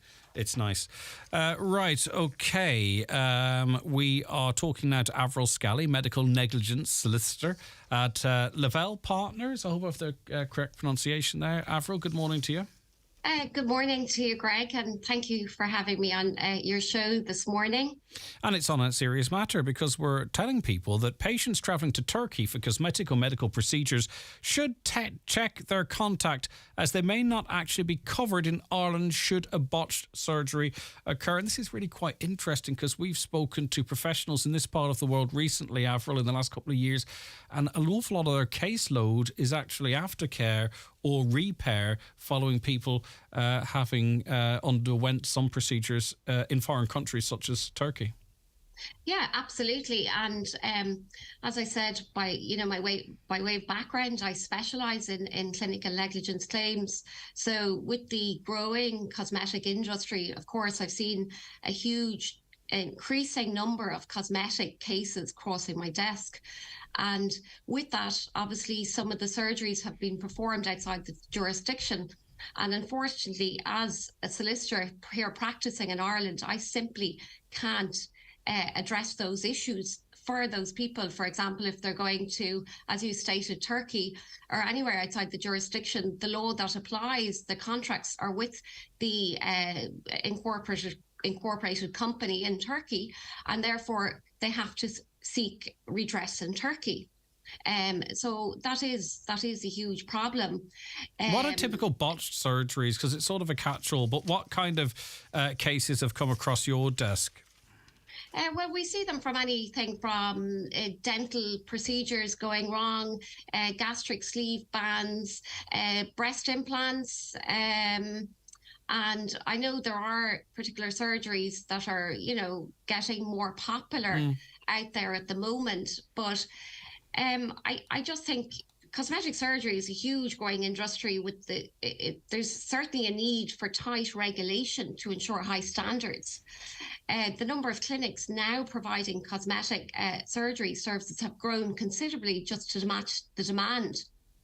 An increasing number of non-professions are also training in and providing less invasive surgery. So we even see that in Ireland with Botox or any of the dermal, anything to do with the skin. But these all carry considerable risks if not completed in a controlled manner. So So if something goes wrong, if the surgery was done here, there's some recourse. Yes. Is it realistic to try and pursue a hospital, for example, in Turkey under Turkish law? Well, absolutely. Turkey, of course, is outside. It's outside the EU. So we don't. I would say, to be honest, that there's very little redress for people trying to bring a claim in Turkey. I know probably the compensation levels. I have no idea what they are, but they may not be sufficient, even if you do bring a claim to cover the cost of your treatment. So I think it's essential for anybody considering cosmetic surgery to research the reputation of the clinic and the surgeon undertaking the work. Prices should never take priority over experience, training and skill. You should look for an expert who specialises in the area of the body that you wish to have addressed. So another thing, really important thing, are those surgeons that are carrying out the procedures, are they insured? There's a big difference between a dental practitioner, in comparison to a dentist or an orthodontist. So they're very specialized areas. So these, cosmetic surgeries are very lucrative. And some of the providers may not meet the clinical and care standards that are required. You know, do you know? I know you're sort of more. You deal with people after the fact to some extent. Yeah. But is there any travel insurance or any type of insurance that you can get in advance that would cover these type of eventualities? Not that I. No, I can't imagine there would be. Not certainly that I'm aware of. I mean, why would a company indemnify surgeons in a foreign country? It wouldn't make any sense. I'm not surprised there isn't. Absolutely not. These contracts are performed outside the jurisdiction. So I suspect that they would need to check with their own insurers. But, you know, if these surgeries are available in Ireland, maybe they should be having the surgeries in Ireland, because obviously if things go wrong, it's going to be a lot more expensive because they require further surgeries that requires more recovery time. And we should also, not to put fear into anyone either, but I mean, like the Department of Foreign Affairs, their official advice is to be cautious about travelling abroad for these types of procedures. Absolutely, because I'm sure there's a recovery time. These are huge surgery. You know, there's nothing to be understated about it. They're big surgeries, and there's recovery time required. And the big issue I have with these is that there's no aftercare clinics in Ireland. So even if there's no negligence involved or the surgeon hasn't done something wrong, there's simply, you know, infections can happen. Yeah. Without there being any negligence, but they simply don't have the aftercare clinics here in Ireland to look after these patients. Yeah, and as I say, you're actually echoing the words we've heard from people that work in this area within the public hospital system as well. Avril, listen, thanks for your time. People can get more information by Googling Lavelle Partners, I'm sure. Thanks for your time today. Okay. Take care of yourself. Great. Have a lovely Tuesday. Avril Scally there. Thank you very much for listening to the show. Great to have you on board. Thanks for all of you who got in contact as well. We'll be back with another programme for you, of course, tomorrow, Wednesday at 9 a.m. But for me, Greg Hughes, and Caroline O, who researched and produced the show, have a wonderful Tuesday. Enjoy the bright weather. And stay tuned, because John Breslin's going to keep you entertained over the course of the next few hours around the Northwest. Wet n Wild is 20 years in business and would like to thank and reward our loyal customers with a massive 20% off absolutely every product purchased